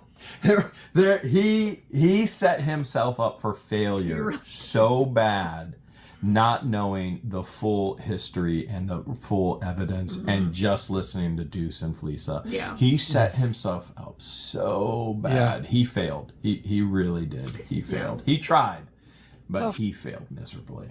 Yeah. Especially since he wasn't prepared. Like, had his own clients prepared him ahead of time, maybe he would have had better questions during cross-examination, but a lot of his cross-examination questions backfired because he got to learn a lot of things that he didn't know about his clients. And so he brought up the post office incident, which they were found guilty. Town hall, brought up town Town hall. hall. And Eli objects and goes, listen, there's no need to rehash all of this. They've been found guilty of it all. And the judge goes, yeah, we're not going down this road again. They're already been found guilty. By the way, he tried jurisdiction with me. I didn't even mention that. Tried jurisdiction. Whoa, why didn't you get a... He kept saying, why didn't you get a civil protection order in Florida? And he goes, isn't it true you tried to get one there first and then Lynette went and tried and get one? And I went, no, that's not true at all. What's true is we sent a cease and desist. We were in Ohio. She kept persisting, kept breaking it. We then filed for a civil protection order in Ohio where our residency is.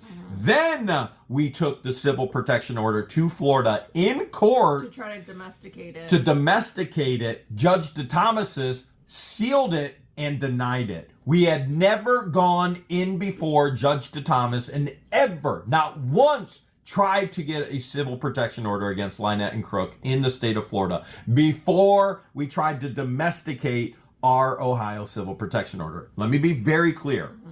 We announced we're getting a civil protection order. We have a meeting at the court. Lynette, the next day, runs to Levy County Courthouse to try and get a civil protection order. We get a date the next morning for our civil protection order hearing ex parte. We are granted the ex parte. We are then in court and we are given the full civil protection order. Lynette continues to go to Levy County Court to try and get a civil protection order against me. She denied. Until Judge DeThomas then approves it, temporary, and then he breaks the law. The appellate courts state he breaks the law. Illegal activity.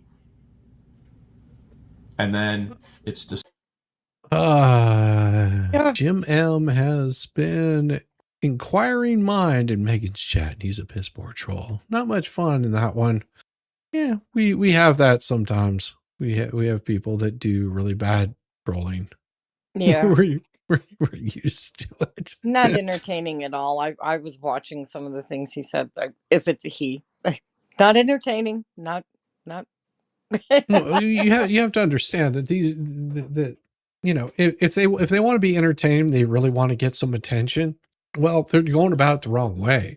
If you want to get attention, you know, for me to even respond to your crazy stuff, the best way to do it, it's really easy. You put in a $20 super chat. I'll read your stuff, but other than that, just don't care. Yep. Dismissed.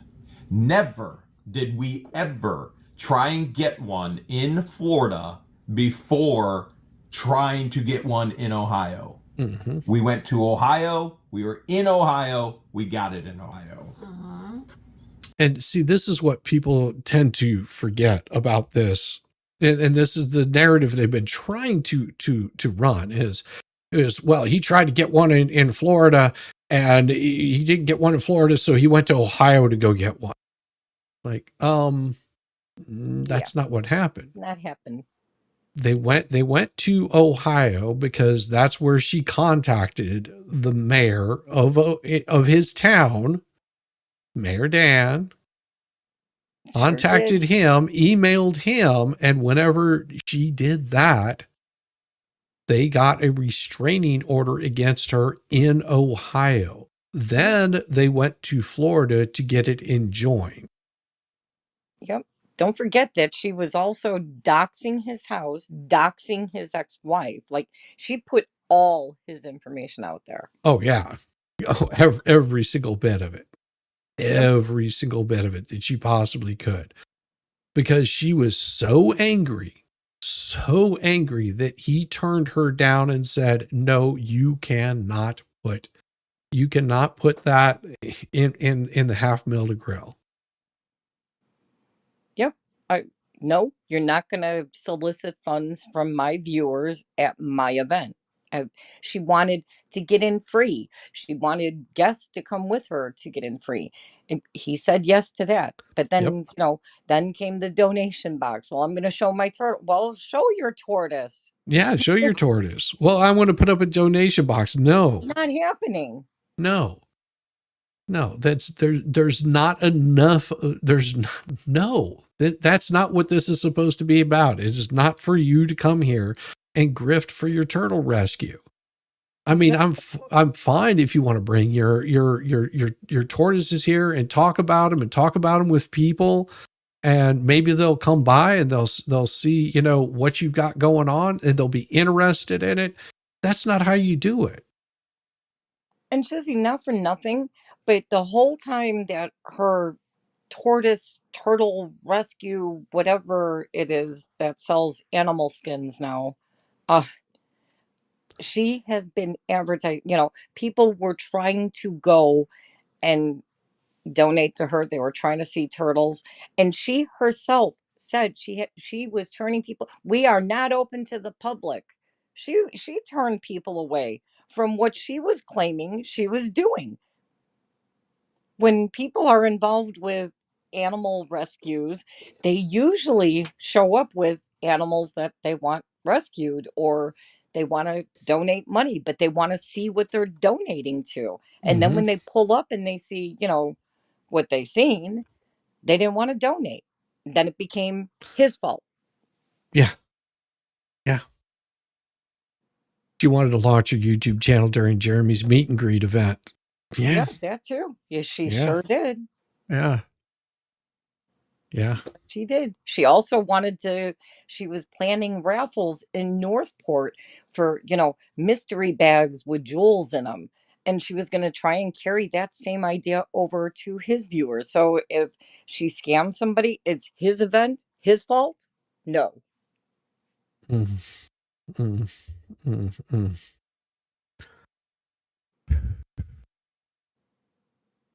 Mm-mm. Yep, we even have dates of when that happened, and it was after we got the Ohio Civil Stalking Protective Order, where we had paperwork notarized. We took it over to Levy County to try and get this judge to take full faith and credit of our Ohio Civil Stalking Protective Order, and then he denied it and sealed it. It was open for maybe, I don't know, less than an hour. Which reminds me, when she took you to court to try and get an injunction on you, which is a protective order, that is now sealed. Isn't that interesting? Isn't that interesting? On the Levy County docket. So Judge DeThomas's involves himself in illegal activity and then seals it. Mm-hmm. Yeah, but the contempt charges are still out there, which I find odd. Anyways, so then he goes on to cross-examine and says, well, with them being, I testified that I see that they're interacting in the live chats and that they're cheering them on for doing that. They're not stopping the third-party communication, line, net, and crook. They're actually championing it and encouraging it and not stopping it. And so he stops questioning me, cross-examining me, and then Eli comes up and he does more examination. And I don't remember all the questions. And then her attorney asks me another set of questions again. And then Eli comes up and asks me another set of questions again. And then he comes up and asks me another set of questions and again. The judge is even like, listen, so where are we? Yeah, this is so crazy. Just I'm sorry, go ahead. No, go ahead. I was just going to say, another thing that they're trying to point out that they're saying that this isn't a valid order for, they're saying they've never been to Florida. You can't get a civil protection order against somebody who's never been in the state.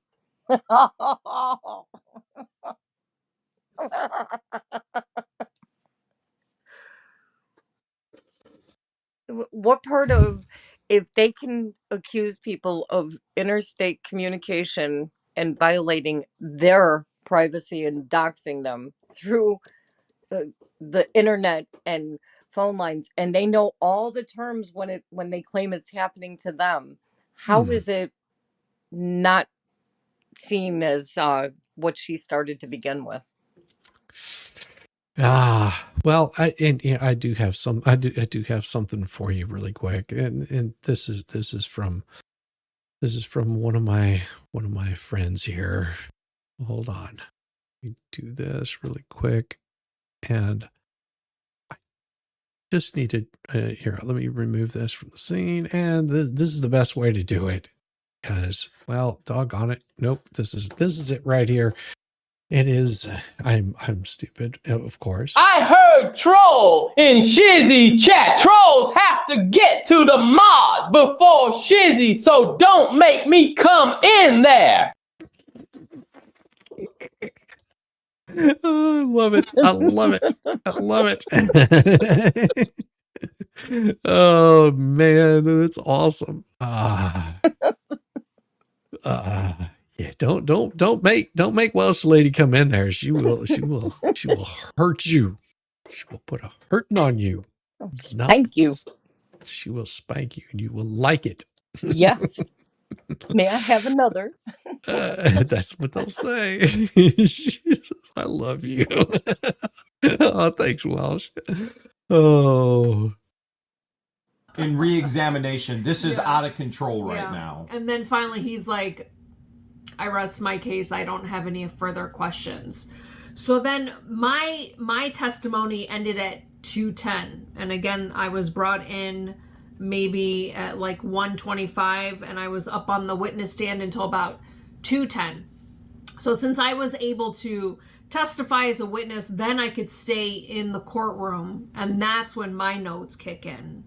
And so the judge asks their attorney, are there any other witnesses that need to be called? And he says, yes, my first witness is McIntyre.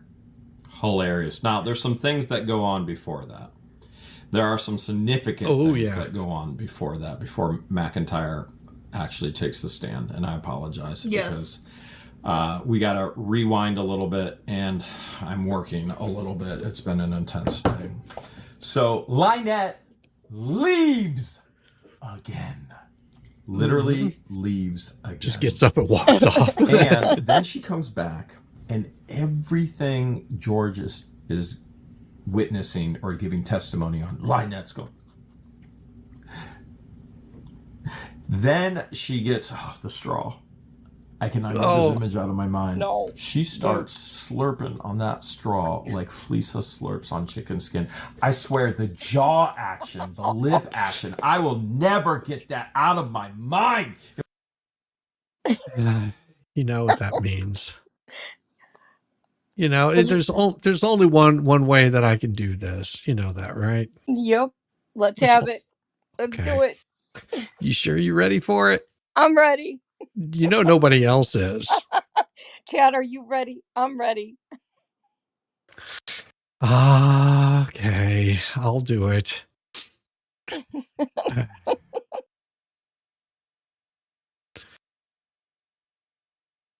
What the? It didn't work. Something's not right with the audio. Audio didn't work. Did I mute it? I wonder if I muted it. Give me a second. Why is it? There's no audio for it. You couldn't hear any audio, could you? Yeah, I'll have to remove that. Something happened there. Share and share media. Why is it not playing? I hope not. That should have worked. I don't know why it didn't. Huh. Don't. Okay. I know why. I know why. There is actual audio. It just takes it doesn't happen right away. It's a little, it takes a second. All right.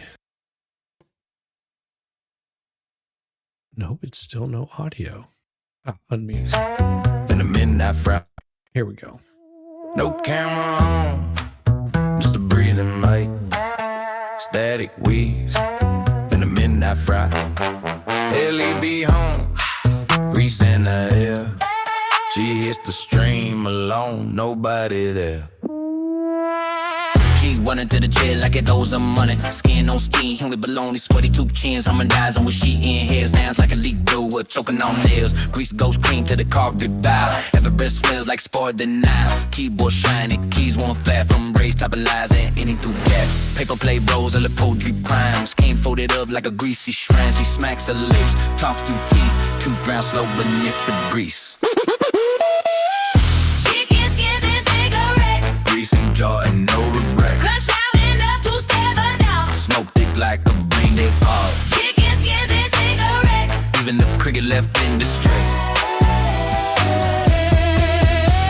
Ashtray overflowing looks like a swamp. Filters crushed like boundary stomp. She flicks one round, likes another rest route in the mix she's never met. Oh brother. Grease slides wrist to the elbow bend. Shirt stretched in, wipes hands again. Burps mid sentence, keeps on going. Hate gets louder the less she's known.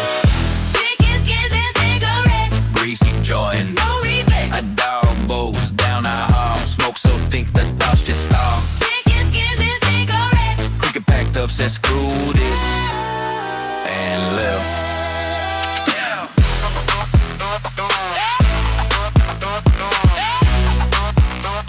Obama!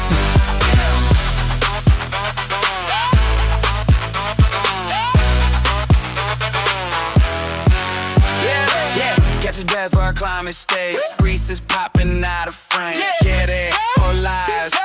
Static laugh, she hacks the stage. Grease is stand step beside the mic.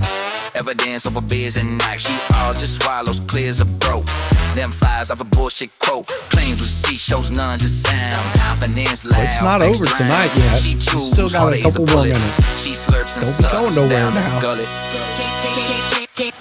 Chicken skins and cigarettes. Cigarettes. Grease and joy. No regrets. When you hack my clips, audio red. Smoke so dense it kills the thread. Chicken skins and cigarettes. Even the silence sounds upset.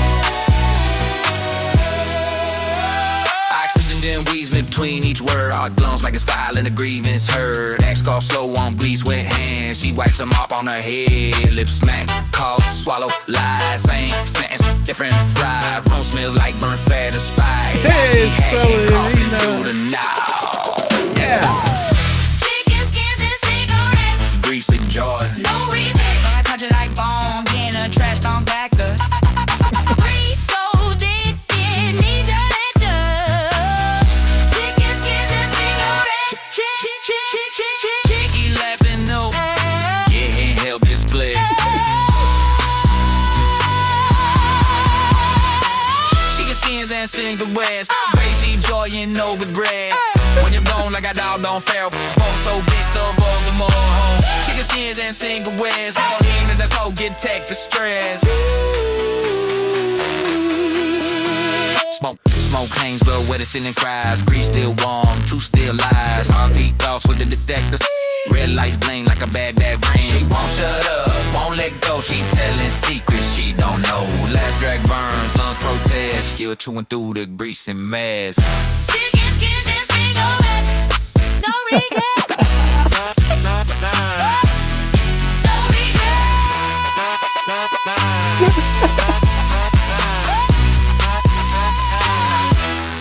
No regrets. Oh, just that.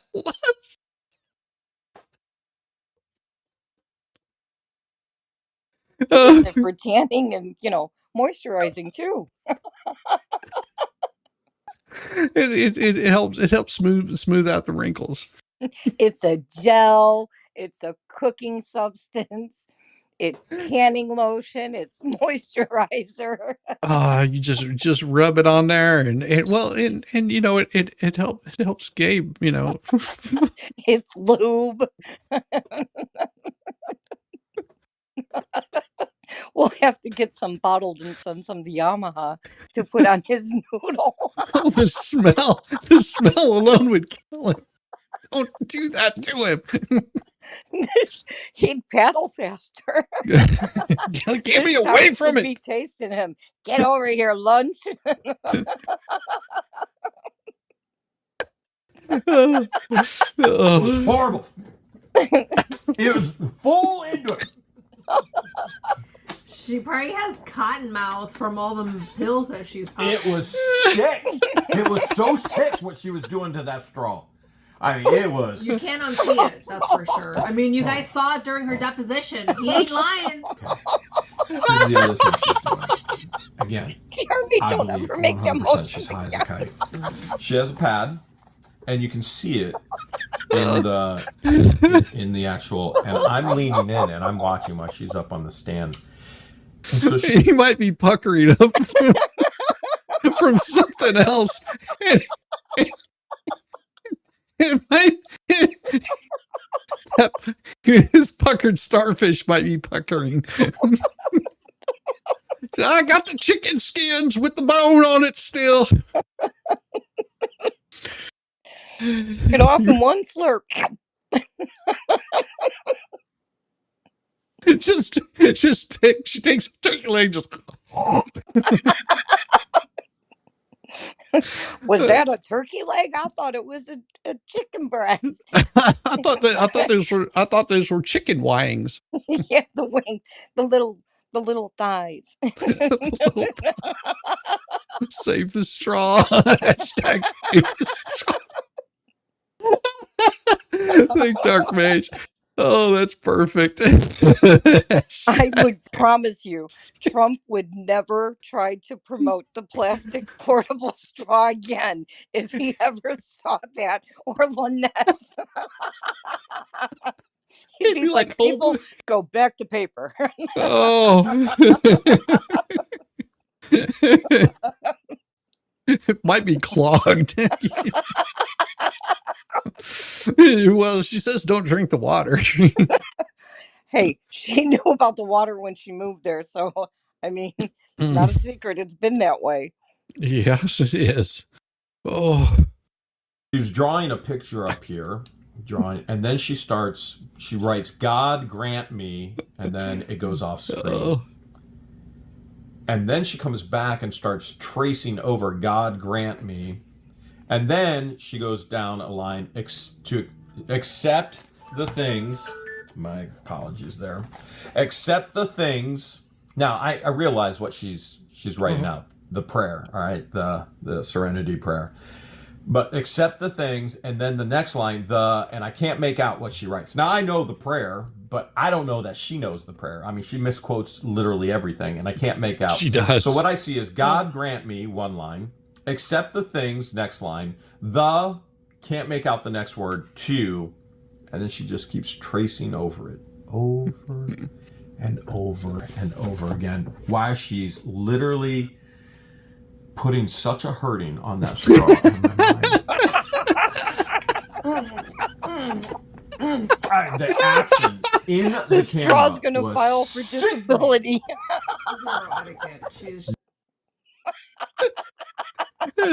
My straw went limp. My straw died. Straw didn't die.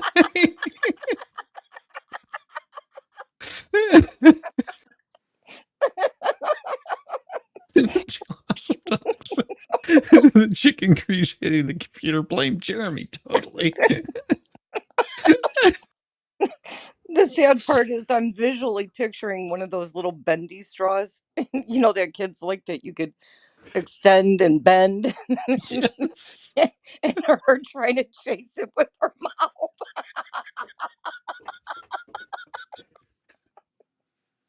My Looks straw like fell down. looks like a turtle trying to catch a worm. Oh God. Oh my God. Oh, so bad.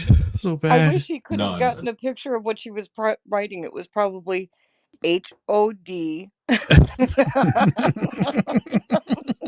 Pod. Disgusting Pod. person. in Grab general. me. I mean, are you surprised? Does it shock you? It was bad. It was beyond bad. I know you can't unsee that. It still hurts. And you'll probably have nightmares. I'm scared to go to imagine sleep so. tonight. Really am. I'm going to try and cure that. Just hold me. Would you have rather seen that or Fleesa on the screen. Neither. Sickest things in the world. All right, you do get to stay afterwards because the reason why I'm so glad that they can find humor in this because this is a stressful situation. Exactly. I wouldn't want to be going through it. Praise God. Yes. Stop it. You guys are killing me. Praise God. Oh, I'm taking a peep right now. Good idea.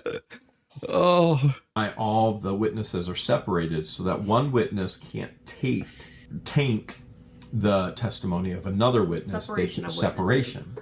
So you don't want one going, oh yeah, what she said or what he said, which I thought was really funny because Justin kept screwing up so bad. Well, Jeremy gave testimony and said this and George wasn't in there for that. Why are you going to ask George about the testimony that I gave? She's not even in there. Yeah. So Eli had to object. I've even said, I don't follow you. I wasn't in here.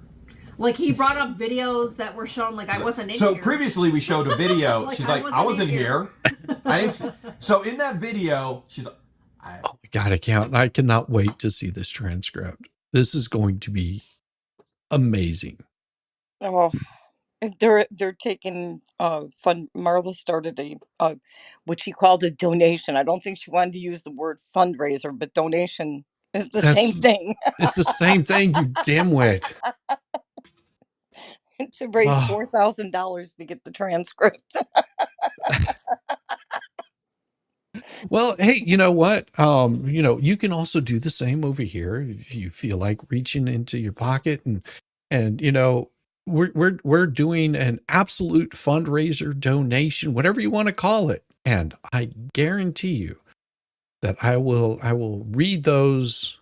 I will read those and it will not be shared with the fleas. I can guarantee you.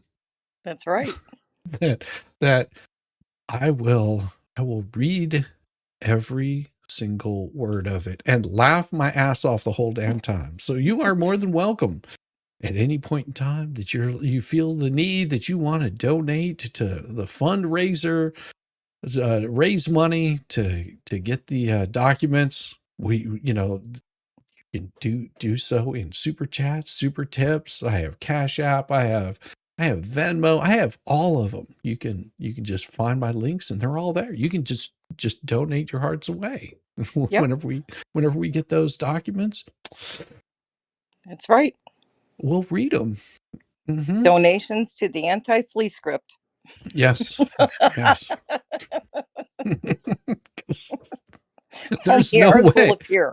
There's no way I will share them with them. Of course, they think, oh, we'll get them whenever we get to the whenever Jeremy files them. Well, they seem to think that it's not going to be the complete transcript, and they started telling their viewers, but we're getting the whole court thing, the whole docket, from the beginning to the end. Well, that's exactly what Jeremy is ordering. Yeah.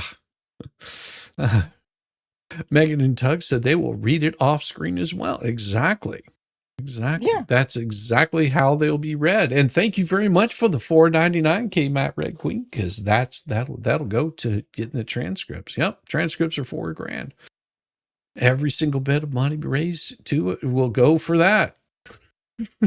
It's a total fundraiser to make sure that we get it before the fleas do. We get it before the fleas do, and we will read it, and they will, and I will make sure that I turn off where they can't even pull up the transcript of me reading it, or I'll add so much stuff in there that they won't even be able to follow along. Yep, they won't get the right words. They won't get the right words. It'll be a chaos transcript read. It'll be. I'll start from the. I'll read it in reverse.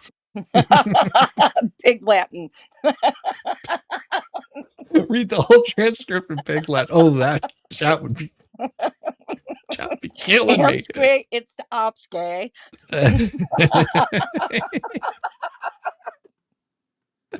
Oh, 4,000 that Lisa doesn't have. Oh, she has it.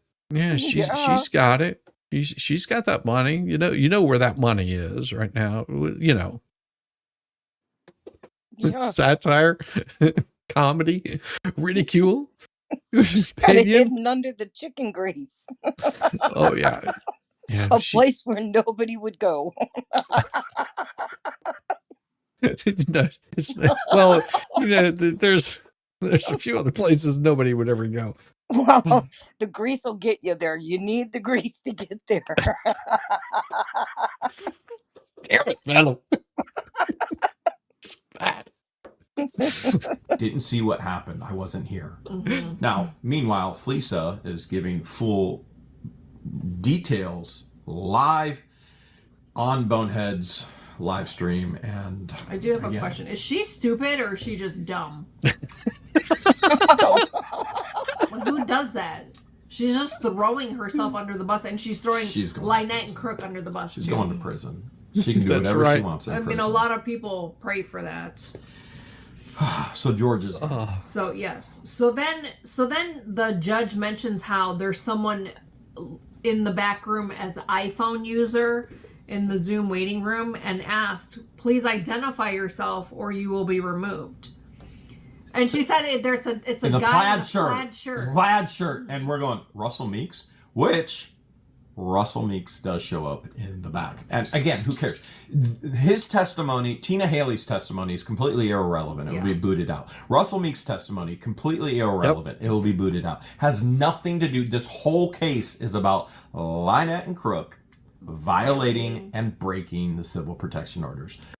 And that is absolutely it right there. That's all that Ohio is about. Them breaking the civil protection orders.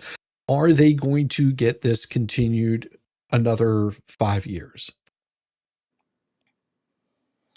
With everything that's been said so far, if it's exactly how it played out, and I'm the judge, and I'm just saying, speculating, if I was the judge hearing this or a jury, I'd be like, 5 years, without a doubt. Yeah. And the judge could easily come back and say that this is I agree with the sheriffs that you're using this to make YouTube content.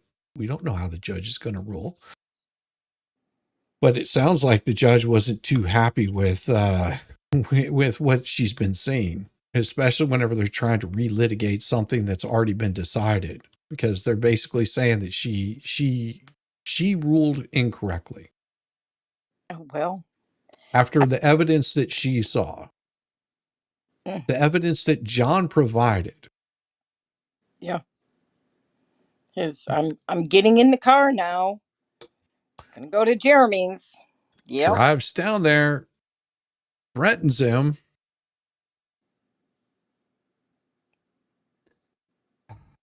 Unbelievable what they do. Yeah.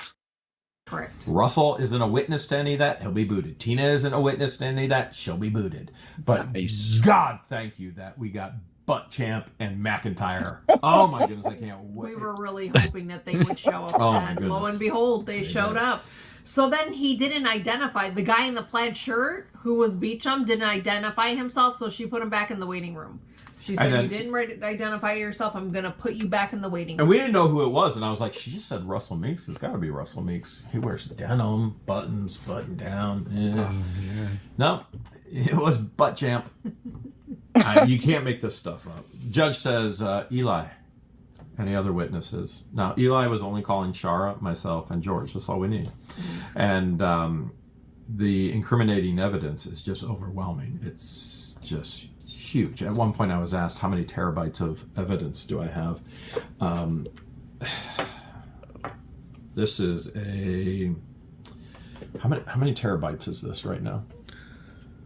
This is 5? No, T5 Evo. It's way more than that. Let me see. This entire external hard drive is filled with evidence, and I think this is like a 32. I think it's 32 terabytes. And to the point where I told the court we would never, ever be able to go over everything. We would never leave this room. That's how many times they have violated. And it's true. And Eli goes, at this point, we rest our case. which then turns things over to Justin. So now Justin gets to defend the case, and he goes, Well, that one, no, it will handle 8 terabytes. Max capacity of that is, for the T5 Evo, is the most it can handle is 8 terabytes. So, Yeah, he was way off on that number. well, I mean, and more than likely, that's what it can handle. It's specifically designed for high capacity, compact, and portable storage. But that may only be one of them that they have. Yeah. They may have multiple ones that they use to store that, and they keep those in a safe place. Can you post Venom's channel? You're having difficulty finding Venom's channel? Well, yeah, I think I can do that. Give me a second.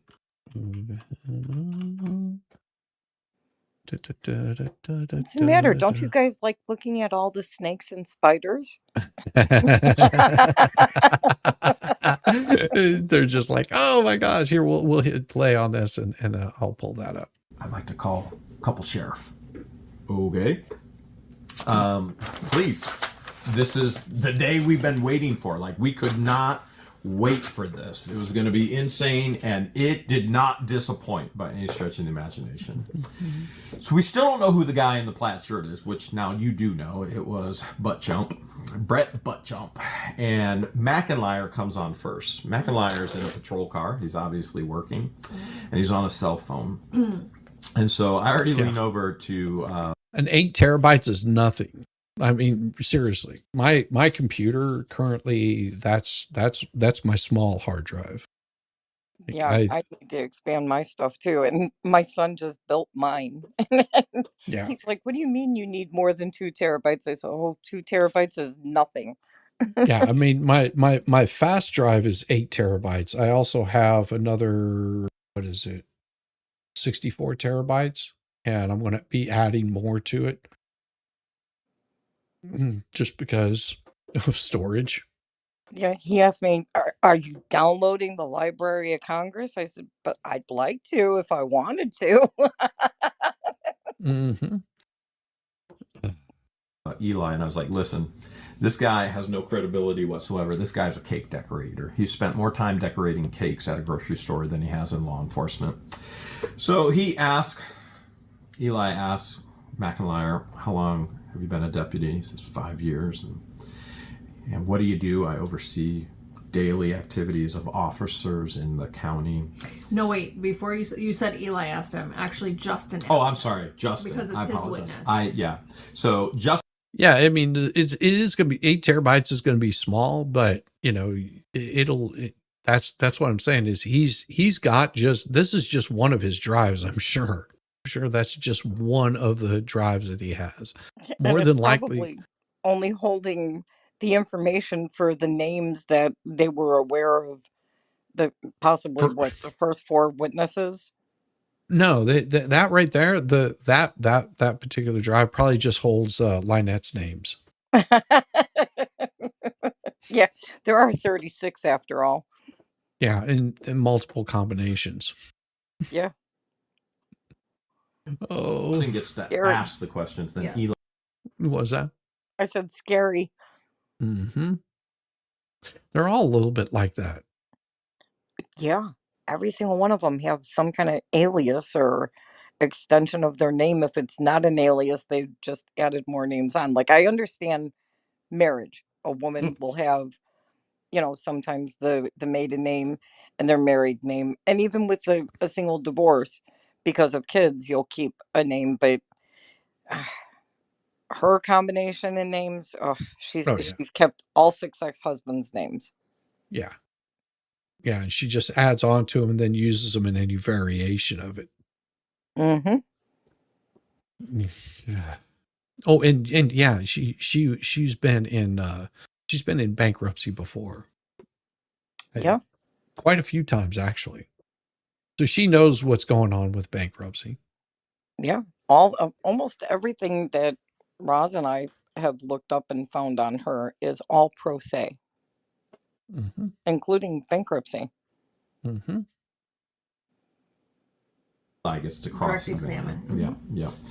And Justin goes on to say, how many incidents have been reported by Jeremy Hales, and he goes, Jeremy Hales consistently reports incidents, and he goes, I have never found Lynette or Crook in violation of any law. And he goes, well, why not? And he goes, because the statutory requirements were never met. He goes, okay. So let's talk about January 19th, 2025, CPO violation. That's where Crook double flicks me off, okay? So I drive by, minding my own business. He turns around, We've flicks me seen that off. video. Goes straight up his back, flicks me off. And he goes, why wasn't Crook arrested then? And McIntyre goes, there's no probable cause of a violation. Yeah. And he goes, in my opinion, Jeremy Hales is just trying to elicit a response in all circumstances, and he's doing it for YouTube money. So in other words, Jeremy has a protective order that they will not enforce. Oh, that's exactly, not in other words, that's exactly. And I'd love to have heard the judge back in chambers or just been in her head to be listening to these deputies, the undersheriff, say and testify to what they were saying, and just sit there and think, I signed a order. I'm a judge. What I gave you, you're supposed to enforce. Yeah, that's supposed to be covered across state lines. Yeah, it says so in the order, clear as day. It's not no fine print. It's there. And so someone was trying to argue with me on this. She can reach out to Florida. She can reach out to Florida and make a recommendation to the state's attorney and say, why, your people are not enforcing this. And it's going to have a little bit of pull, especially if Jeremy has to take this into court in Florida. And if something does happen to him, all of those I'm saying this in all seriousness. If Jeremy, hopefully this never happens, but if he was ever injured with, say, a bullet wound happened to injure him, and they didn't know who it was, the first people that they would be coming and looking at is Crook Lynette. Yep. Because of that protective order. If something bad were to happen, we don't want that ever to happen. But if something bad does happen, that comes back to them. And then whenever this goes into court, those sheriffs, for not following this protective order, would be in so much shit over it. They would probably have the governor of the state come down there and be chewing them out for this.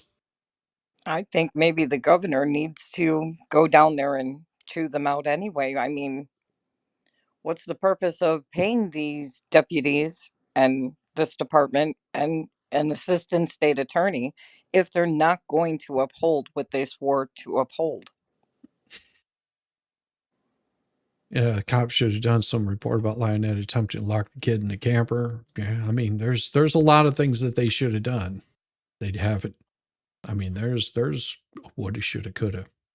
Cleveland County Sheriff has shown, number one, they're completely and totally biased. Yep. You get this? Jeremy Hales is filming this for money. John Crook completely and totally violated the civil protection orders. Yep. McIntyre says, I didn't arrest him because Jeremy Hales is doing this for money. Jeremy Hales didn't say anything to John Crook. I drove by filming. John Crook turns around, double flicks me off. I keep driving. I report the incident. They do nothing. Yep. Every incident that we have reported and have taken into court in Ohio, Lynette and Crook have been found guilty.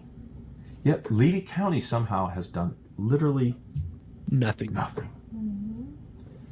Now comes cross-examination, and Eli rips McIntyre apart.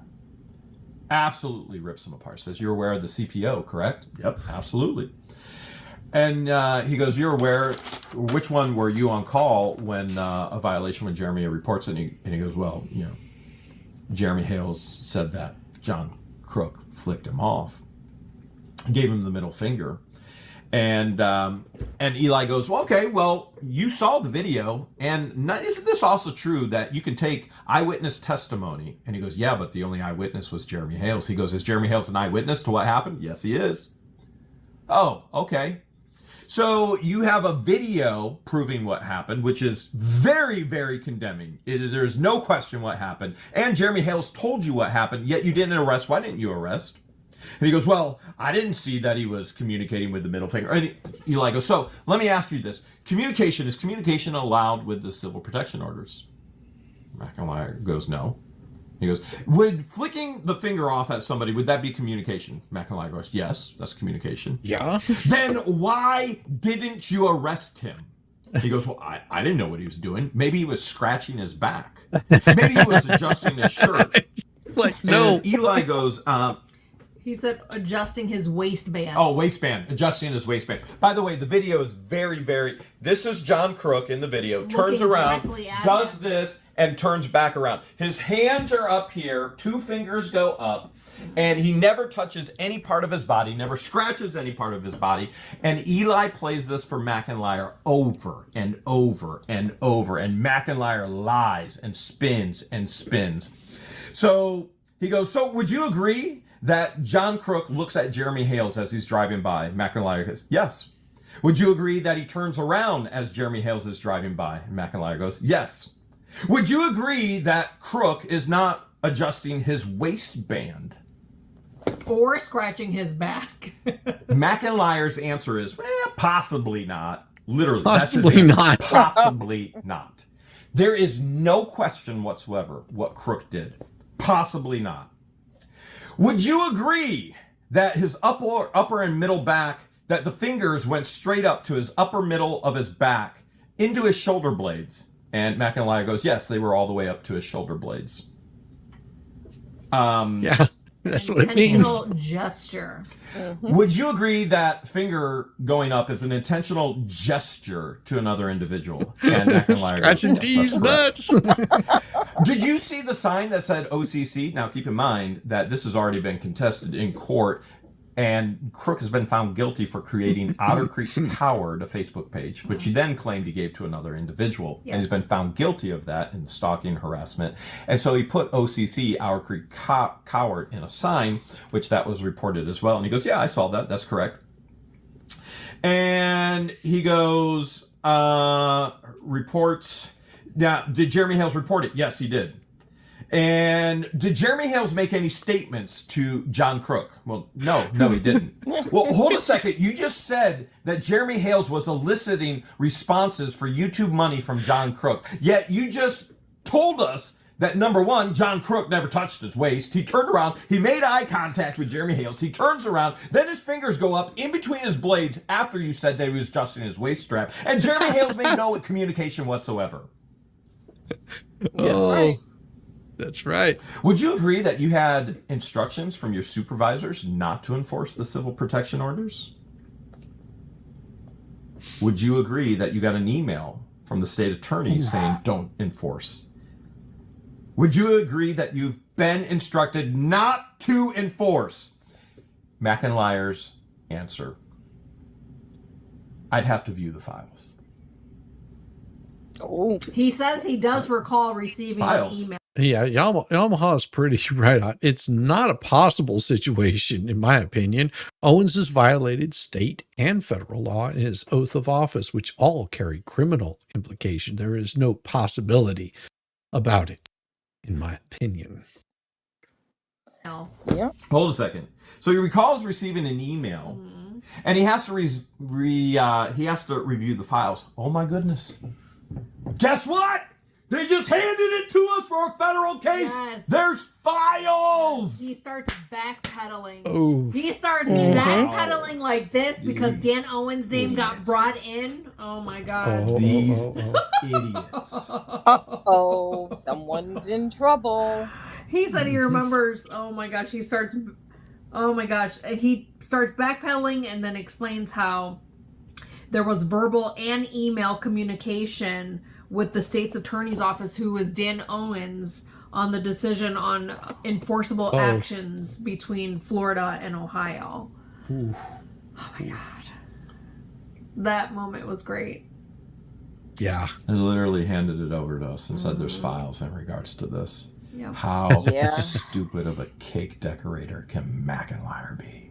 Yeah. He will be held accountable in court.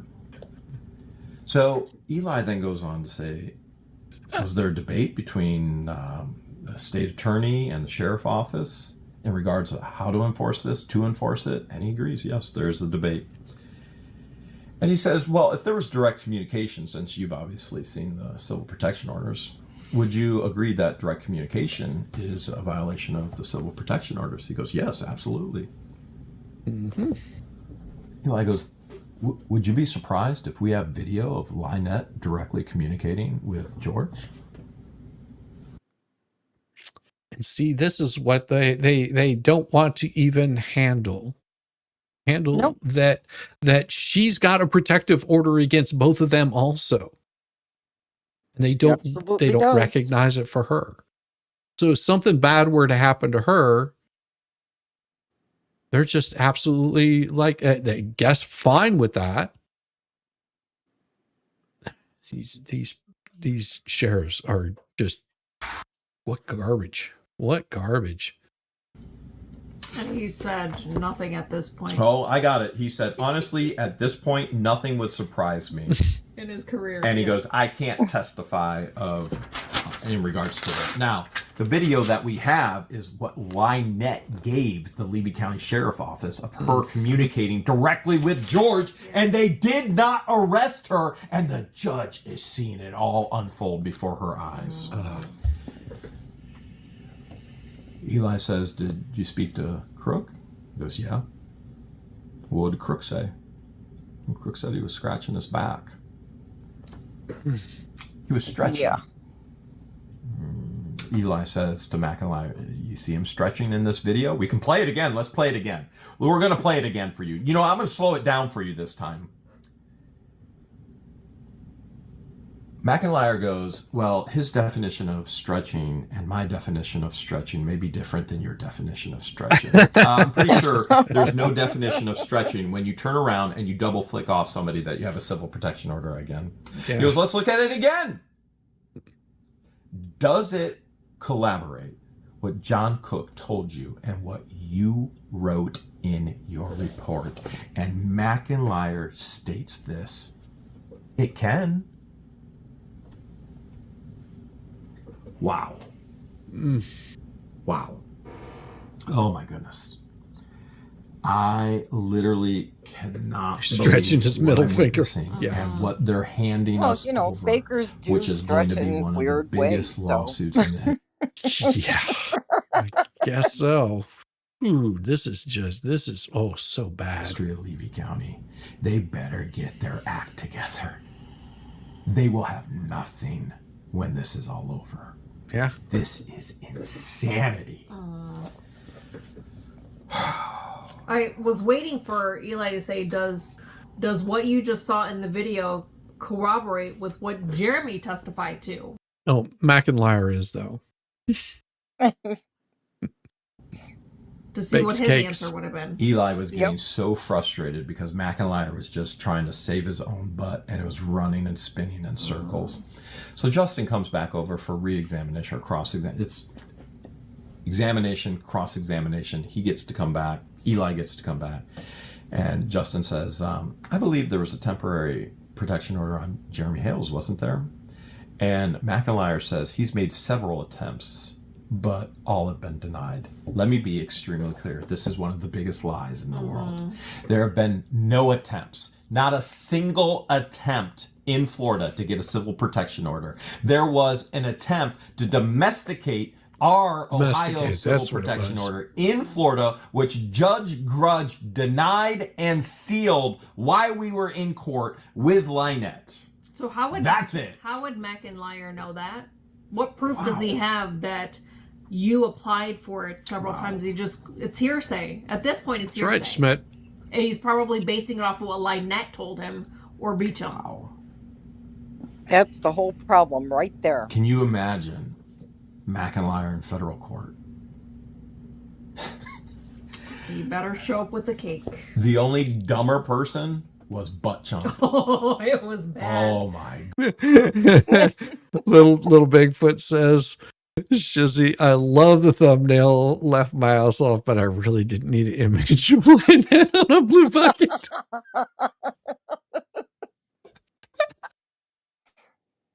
Come on, it was good. It was good. I laughed. And there was no picture. There was no picture of Lynette on a blue bucket. There was just some random person. That could have been Gabby, for all you know. Right? Yeah. It could have been the bootlicker. No. Could have been any one of them. It could have been just some random person, that was worried about their chicken skins.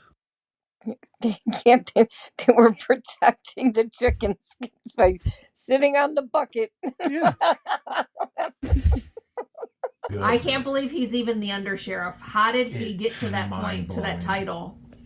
Listen, I sat in one Sunday school class with him and realized in a heartbeat that this guy ain't okay in the head. This guy has no clue what he's doing. So guess who Plaid Shirt Man is in the background? It is none other than Brett Beecham, the undersheriff, who we like to call Butt Chump, because he makes such a butt out of himself, and he did not disappoint. So he's asked, what is it your role is? I supervised office staff. Were you made aware of hitman allegations? And he goes, yeah, allegations were made. Now, here's the important thing here. 2 different reports of a hitman were made. Yes. One by somebody overseas that contacted us, and then we were at a county meeting and a report was put into our hands and they did nothing. And then we forced them to do something and report it, and they told us, nope, nothing wrong there. And they asked us not to talk about it again, which we haven't. The second one, which nobody is talking about, is Shara contacted them and said, Lynette and Crook are looking to get a hitman to kill Jeremy. And they ignored her. So they want to keep focusing on the one that was the overseas guy that contacted us and send an email. And then their office secretary, bald dude, you remember his name? Tummins. Oh yeah, Tummins. He puts it in my hands. They keep referring to that. They're all neglecting what Shara contacted them with. That one husband swept under the rug. He's asked by Justin, why haven't Lynette and... Yeah, I mean, how can you imagine, how stressful that is whenever they're out there trying to hire a hitman. Shara has proof of it, shows it to them, and they absolutely just ignore it. Yep. I mean, they've never taken anything with any seriousness whatsoever. It's like, what does it take? I mean, what does it take for these people to look at it and go, okay, sure, let's go investigate this. They just go, well, whatever. No, that's asking them to actually do some work, because like I've even thought about it as, well, even if some of the deputies were fed up with just the calls in general, if it were me as a deputy, I would have gone and said, hey, okay, Jeremy, George, enough, or we're going to make an arrest. Lynette, enough, or we're going to make an arrest. And if worst case came to worst, me as a deputy, just me, this is not saying that it's them or this case, I would arrest both parties and say, you know what? Let a court decide what's going on. I'll take my chances. And that would have and I can tell you, because of Jeremy having that protective order, a judge would have looked at that and gone, Miss Preston, you are not to be in contact with him. Exactly. And at least Jeremy would have been heard in Levy County. Like, he was trying to get his Ohio order in. And even when she was having her ex parte orders, he still couldn't talk there either. Yeah. Brooke been arrested and... Wait, can I say something? you're going to no matter what. Okay, So you might as well. That's right. So when he gets on the screen in his plaid shirt, it looks like he's driving. And the Right? judge says, "Are you driving?" And the judge asked him, "Are you driving?" He goes, "No, ma'am." And then the car starts moving and driving. So is he lying to the judge, or is he a passenger? Because he's clearly driving in a vehicle. Okay, so you can go ahead. Why haven't they been arrested? He goes on to say there's been no knowledge of probable cause of violations. Okay. He goes, have Levy County Sheriff ever seen anything like this? He goes, no, this is pretty unusual. Jim, yes, that would be correct. If you're in your yard, you still have to be 10 feet away from somebody. That's how the protective order was written. Even if you're in your yard, you have to be 10 feet away. It doesn't matter. You are to remove yourself from the situation if you have a protective order against you. That is what the protective order is. Even if you don't like it, no matter how much it pisses you off, you stop what you're doing, you turn around and you walk away. That is what the protective order is about. It seems that you don't understand this, Jim, but that's okay. One of these days, you'll be able to, figure out how this actually works. And whenever you do, you'll go, oh, okay, that's how it works. And no communication. He Absolutely. goes on to state, just like McIntyre did, that these complaints come from Jeremy Hales because he's generating social media traffic to my own benefit, to Mr. Jeremy Hales's benefit. In other words, he completely and totally, yet again, showed his bias, believing the ridiculousness of this is about making money on YouTube. Except we have legal civil protection orders. Yes. Yep. And a public records request was made. Lynette has called at least 100 times. If you count up the number of times that Jeremy has called to make a complaint, it's definitely not 100 times. They forget to point that out too. That line between Lynette and Crook, it's been over 100 times. Shows his And that's bias. true. Levy County Sheriff Immediately. will do nothing for us. They go, he's a YouTuber. Northern YouTuber in an interracial relationship. We ain't doing nothing. He does state that his title is undersheriff and legal advisor, and that he's had 28 years total of experience. He was a deputy from 96 to 2004, and then became the undersheriff January of 2013. How he got that role, I have no idea. He's then cross-examined. And Eli puts him in his place so eloquently. I'm sitting there, I'm going, get him, Eli. And I whispered to Eli beforehand, I was like, you need to destroy this man in preparation for federal court. And Eli goes, I got this. He goes up and he says, what's probable cause? You keep talking about probable cause. There's no probable cause. Would you define probable cause as a reasonable, he goes, as a reasonable individual sees that a crime? And he goes, no. Probable cause is reasonable for a law enforcement officer to believe that a crime is being committed and being committed by the suspect. That's what probable cause is. And he goes on to say, are you aware that there are civil protection orders from Ohio in regards to Lynette Preston and John Cook? He goes, that's my understanding. Have you read them? Yes. Well, he said not recently. I haven't read them. He said not recently, but yes, I've read them in the past. And he says, you are aware that they must not communicate and be within 500 feet of Jeremy Hales and George. It prohibits them. He goes, I believe.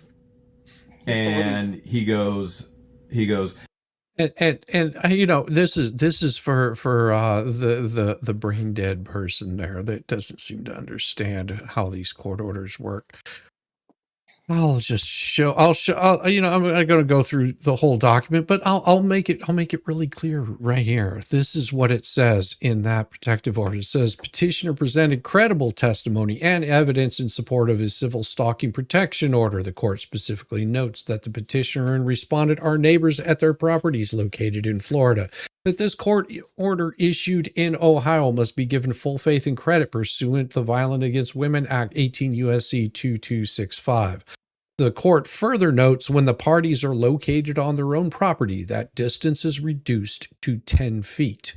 When parties are not on their respective properties, the distance remains at 500 feet. This order includes any internet and or electronic communications.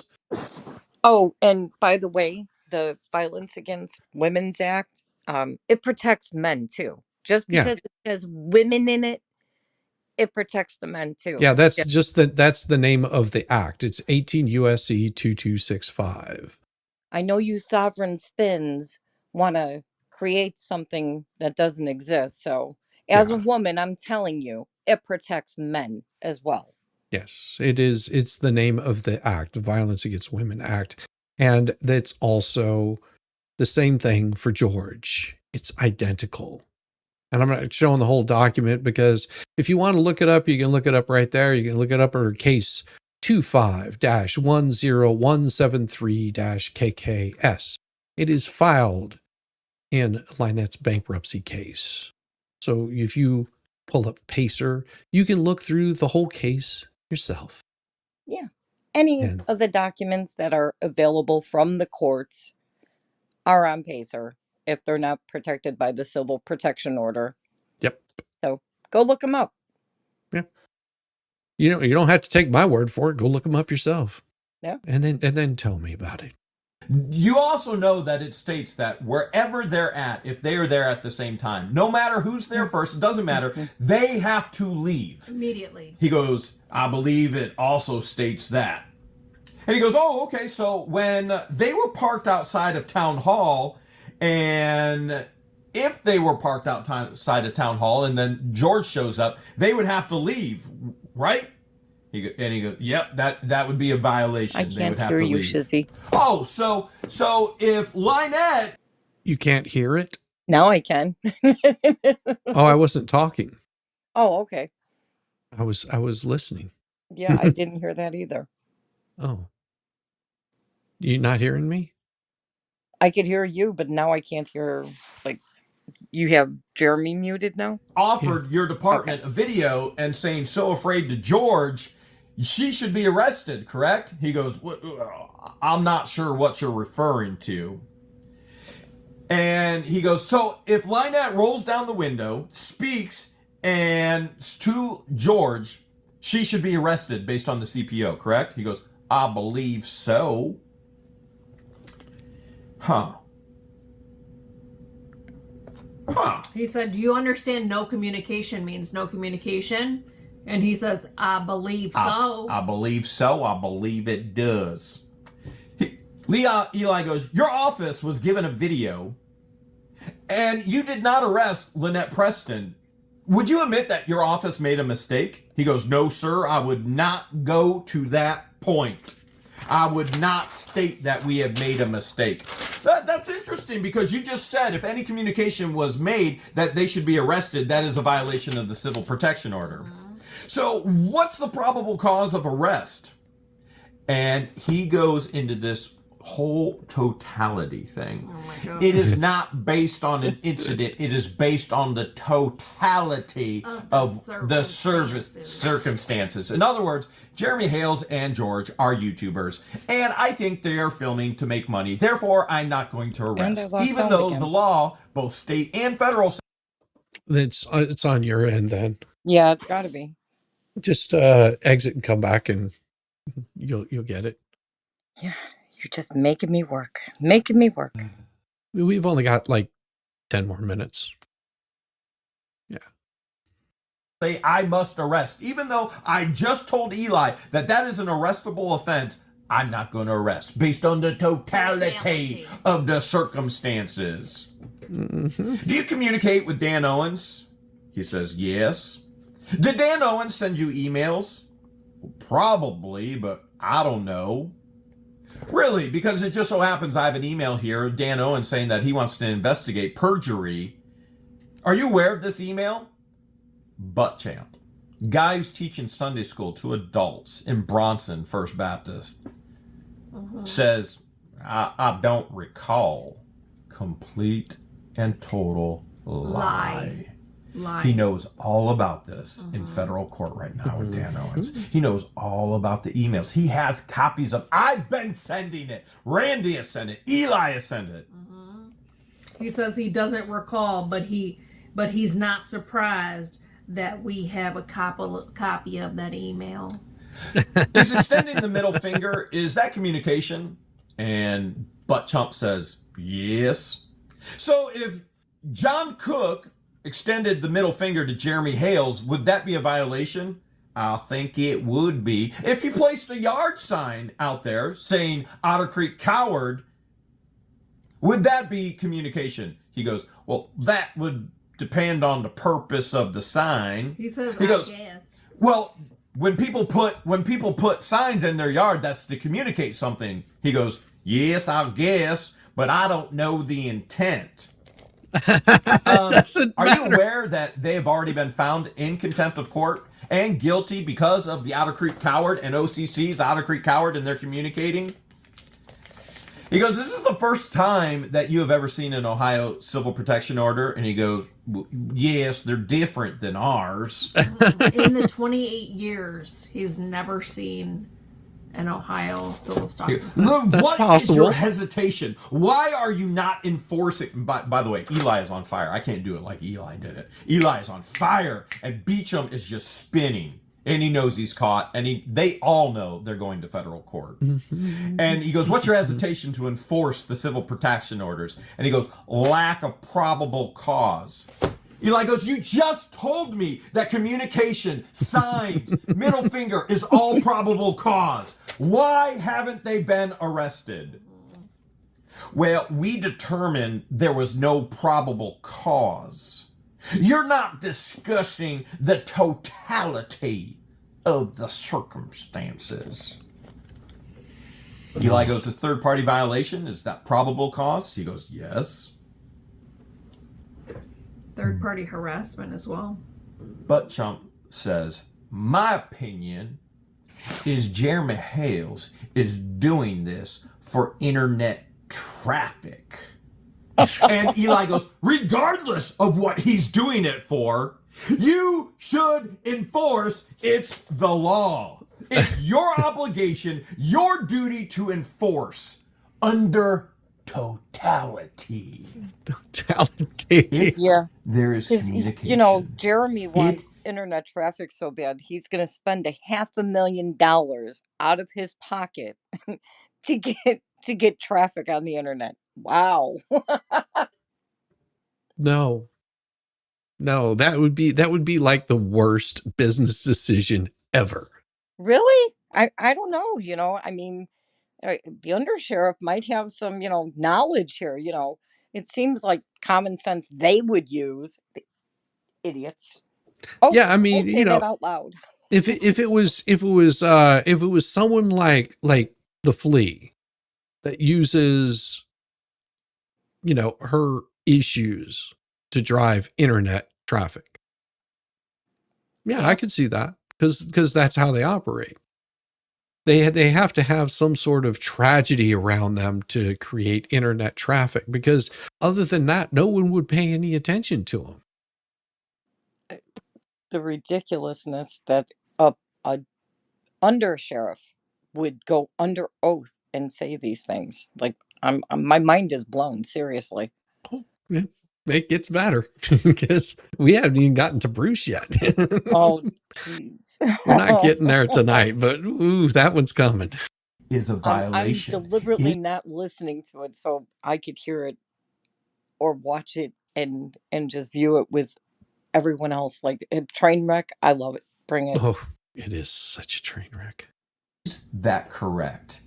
And Butt Chump turns his whole answer from before and says, no, sir. At this point, even her attorney is face palming. Justin is face palming at McIntyre and Butt Chump and literally going, these idiots. I can't believe her answer. Justin could not believe these idiots. Yeah. Justin is looking at us going, he's face palming. He can't believe it. He literally can't believe it. None of us can. I'm looking at Eli. Eli's looking at me. George is looking at me. We're looking at Justin. We're all looking at each other going, what in the world is happening? He can't be that dumb. Even their defense lawyer could not believe what McIntyre and Buttchump were saying under oath, knowing it's going to be used in federal court, knowing I had already given testimony that Levy County Sheriff was being sued in federal court for violating my civil rights. And Justin is sitting there going, shut up, shut up, shut up. He knows they're being sued. I already said it. Do you think he's regretting allowing them to come on and testify as a witness now? I don't think he thinks it was a good idea. Yeah. It was great. Yeah, East Texas Cowboy, absolutely right. Well, he doesn't realize this because Crook was found guilty of contempt. Yeah. So obviously he wasn't 10 feet away because he was found in contempt of court of that. He was also communicating with hand signals that they admitted under oath. Giving a finger. Yeah, but Jim's an idiot. We've realized this. Jim wants to create some sort of narrative, but just, here's a wonderful idea, Jim. Because I see you have a YouTube channel. It's this Jim something or other. So why don't you go and talk about it on your own channel? Yeah. Great, Jim. It'd be so great. You would have so many followers following you. They would be really interested in your outtake on it. Go for it, Jim. For us. Oh, it was incredible. It was incredible. The judge. Oh man, if you could just see her face. At this point in time, this is getting towards the end of the day. And the magistrate says, listen, we're gonna have to continue to another day. Yeah. At this point, it's 3:04 in the afternoon. She asked Justin, do you have more witnesses? Because it's his courtroom now. We started with Eli. It's now his courtroom to call witnesses. And he goes, yeah, I have 3 more witnesses. No, 4. And he goes, I have Tina Haley, which she'll be thrown out. Bruce Maskin, geez, I can't wait to get him under oath and use that in the courts against him. This is going to be incredible. We welcome that one, too. Oh, yeah. We didn't see that coming, but we welcome There's it. no way it's going to be Buttchump or McIntyre. Well, Deuce. It may beat them. And he goes, no, I've got 4. Tina and Deuce and Lynette and Crook, which obviously that's going to happen. So basically, there's a continuance. The civil protection orders are still in effect. Mm-hmm. Our next court date is March 6th, 9 a.m. But she put... Oh, I love it. I love it. Moron. I love it. I love it. This is going to be so beautiful. Put the extension of the civil protection orders all the way through April 20th. So she stated, particularly to Lynette and Crook, which, by the way, Crook is outside. He's outside on his phone. And she states to them and says, you understand that this protection order is still in effect until April 20th. And the reason why she did that, she said, listen, we're coming back March 6th, but I'm extending it to April 20th until my decision is made. So even after my decision, there is still in effect. If I say no, then it goes away. If I say yes, it continues on, which we're asking 5 years, all guns taken away, and we're asking for jail time. And she says, do you understand, John Cook? He says, yes, Your Honor. And Lynette says, absolutely, Your Honor. And then Preston, Lynette, as this is all ending a conclusion, she starts more garbage and talking to Harley or something. And the judge again says, Preston, be quiet. And she rolls her eyes and says, I'm sorry. We've seen her do that so many times. George just sounded like Pee Wee Herman there. I'm sorry. It's not her daughter. It is in horrific conditions that needs to be saved. Court is concluded, hopefully, March 6th, 2025. 26. Okay. It just feels like we're going back in time. Okay. Okay. You got me. You got me. It does feel like we're going back in time. Yeah. So I'll be going over the next one tomorrow and just following along and see how it goes and see what more information we got. And the best part about it is I'll be getting that transcript. Oh, And yeah. guess what? The best part about that is that I'll be able to read that transcript and prove everything that Jeremy's been saying has been true. That'll be so amazing. You know, to be able to view it first. Come on, check. Get those super chats going. Money for the transcripts. Money for the transcripts. You won't get your reading without the transcript. Yeah. It's gonna be good. It's gonna be absolutely wonderful. And I guess we'll give Jim his little outro song because he really needs it. Everybody. Yeah, I think he does. This one's for you, Jim. We'll see you guys soon. Peace. Bye, guys. Breaking news or whatever. They're on another one. Gang, gang. Yeah. Gang, gang, emergency Zoom film at 11. Same 5 goons, same deranged obsession. This changes everything. Bro, it's page 47 of emotion they skin while half watching Yellowstone. Gang, gang. Squinting at 8-point font like detectives. Zoom so far and the pixels are screaming for mercy. Look at this, timestamp 2022, my God. But they're yelling it like they just cracked Watergate. High five. Mike's been muted for 20 minutes, still barking. Circular logic, so a lot of time to seem impressive. Trust the plan, this is massive. Nah, fam, it's boilerplate and it's mid at best. Gang, gang. Self-appointed outrage, swap patting each other like they personally ended corruption. Gang. Dropping bombshell tea that's been sitting in pieces since breakfast. Gang, gang. Moral high ground speed run, they'll flip the script the second it's convenient. Gang. Same PowerPoint presentation, new day, same brain dead narration. Gang, gang. We're not obsessed, we're just passionate.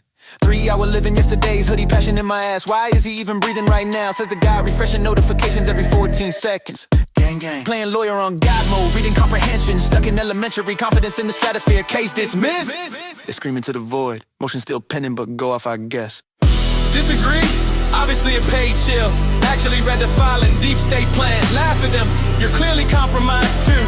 Exist in the same zip code, suspicious behavior. Notify the group chat. Gang, gang, gang, gang. Tighter circle, smaller brain. Gang, gang. Echo chamber finally running out of oxygen. Gang, gang. Yeah. Gang, gang, acting the actual judge like it's group chat. Replay all meltdowns, labeled just asking questions. Got warned by the core once, that was a suggestion. Still get it the same screed like it's strictly trash talk. Gang, gang, we're above all this drama. While screenshotting, they on meltdown for content. Preaching peace and love while actively baiting bears. And fake shock when the bear finally bites back. How could this happen? Gang, gang. Synchronized tantrum hours. 5 tabs open, all the same screenshot. Different zoom levels, gang, gang. Premature victory lap over legal language, still can't pause. Gang, gang. Standing 10 toes on business until tomorrow's finally send them scrambling again. Gang, gang. Hype the claim to the moon, then ghost the chat when it ages like milk. Gang, gang. Gang, gang, gang, gang.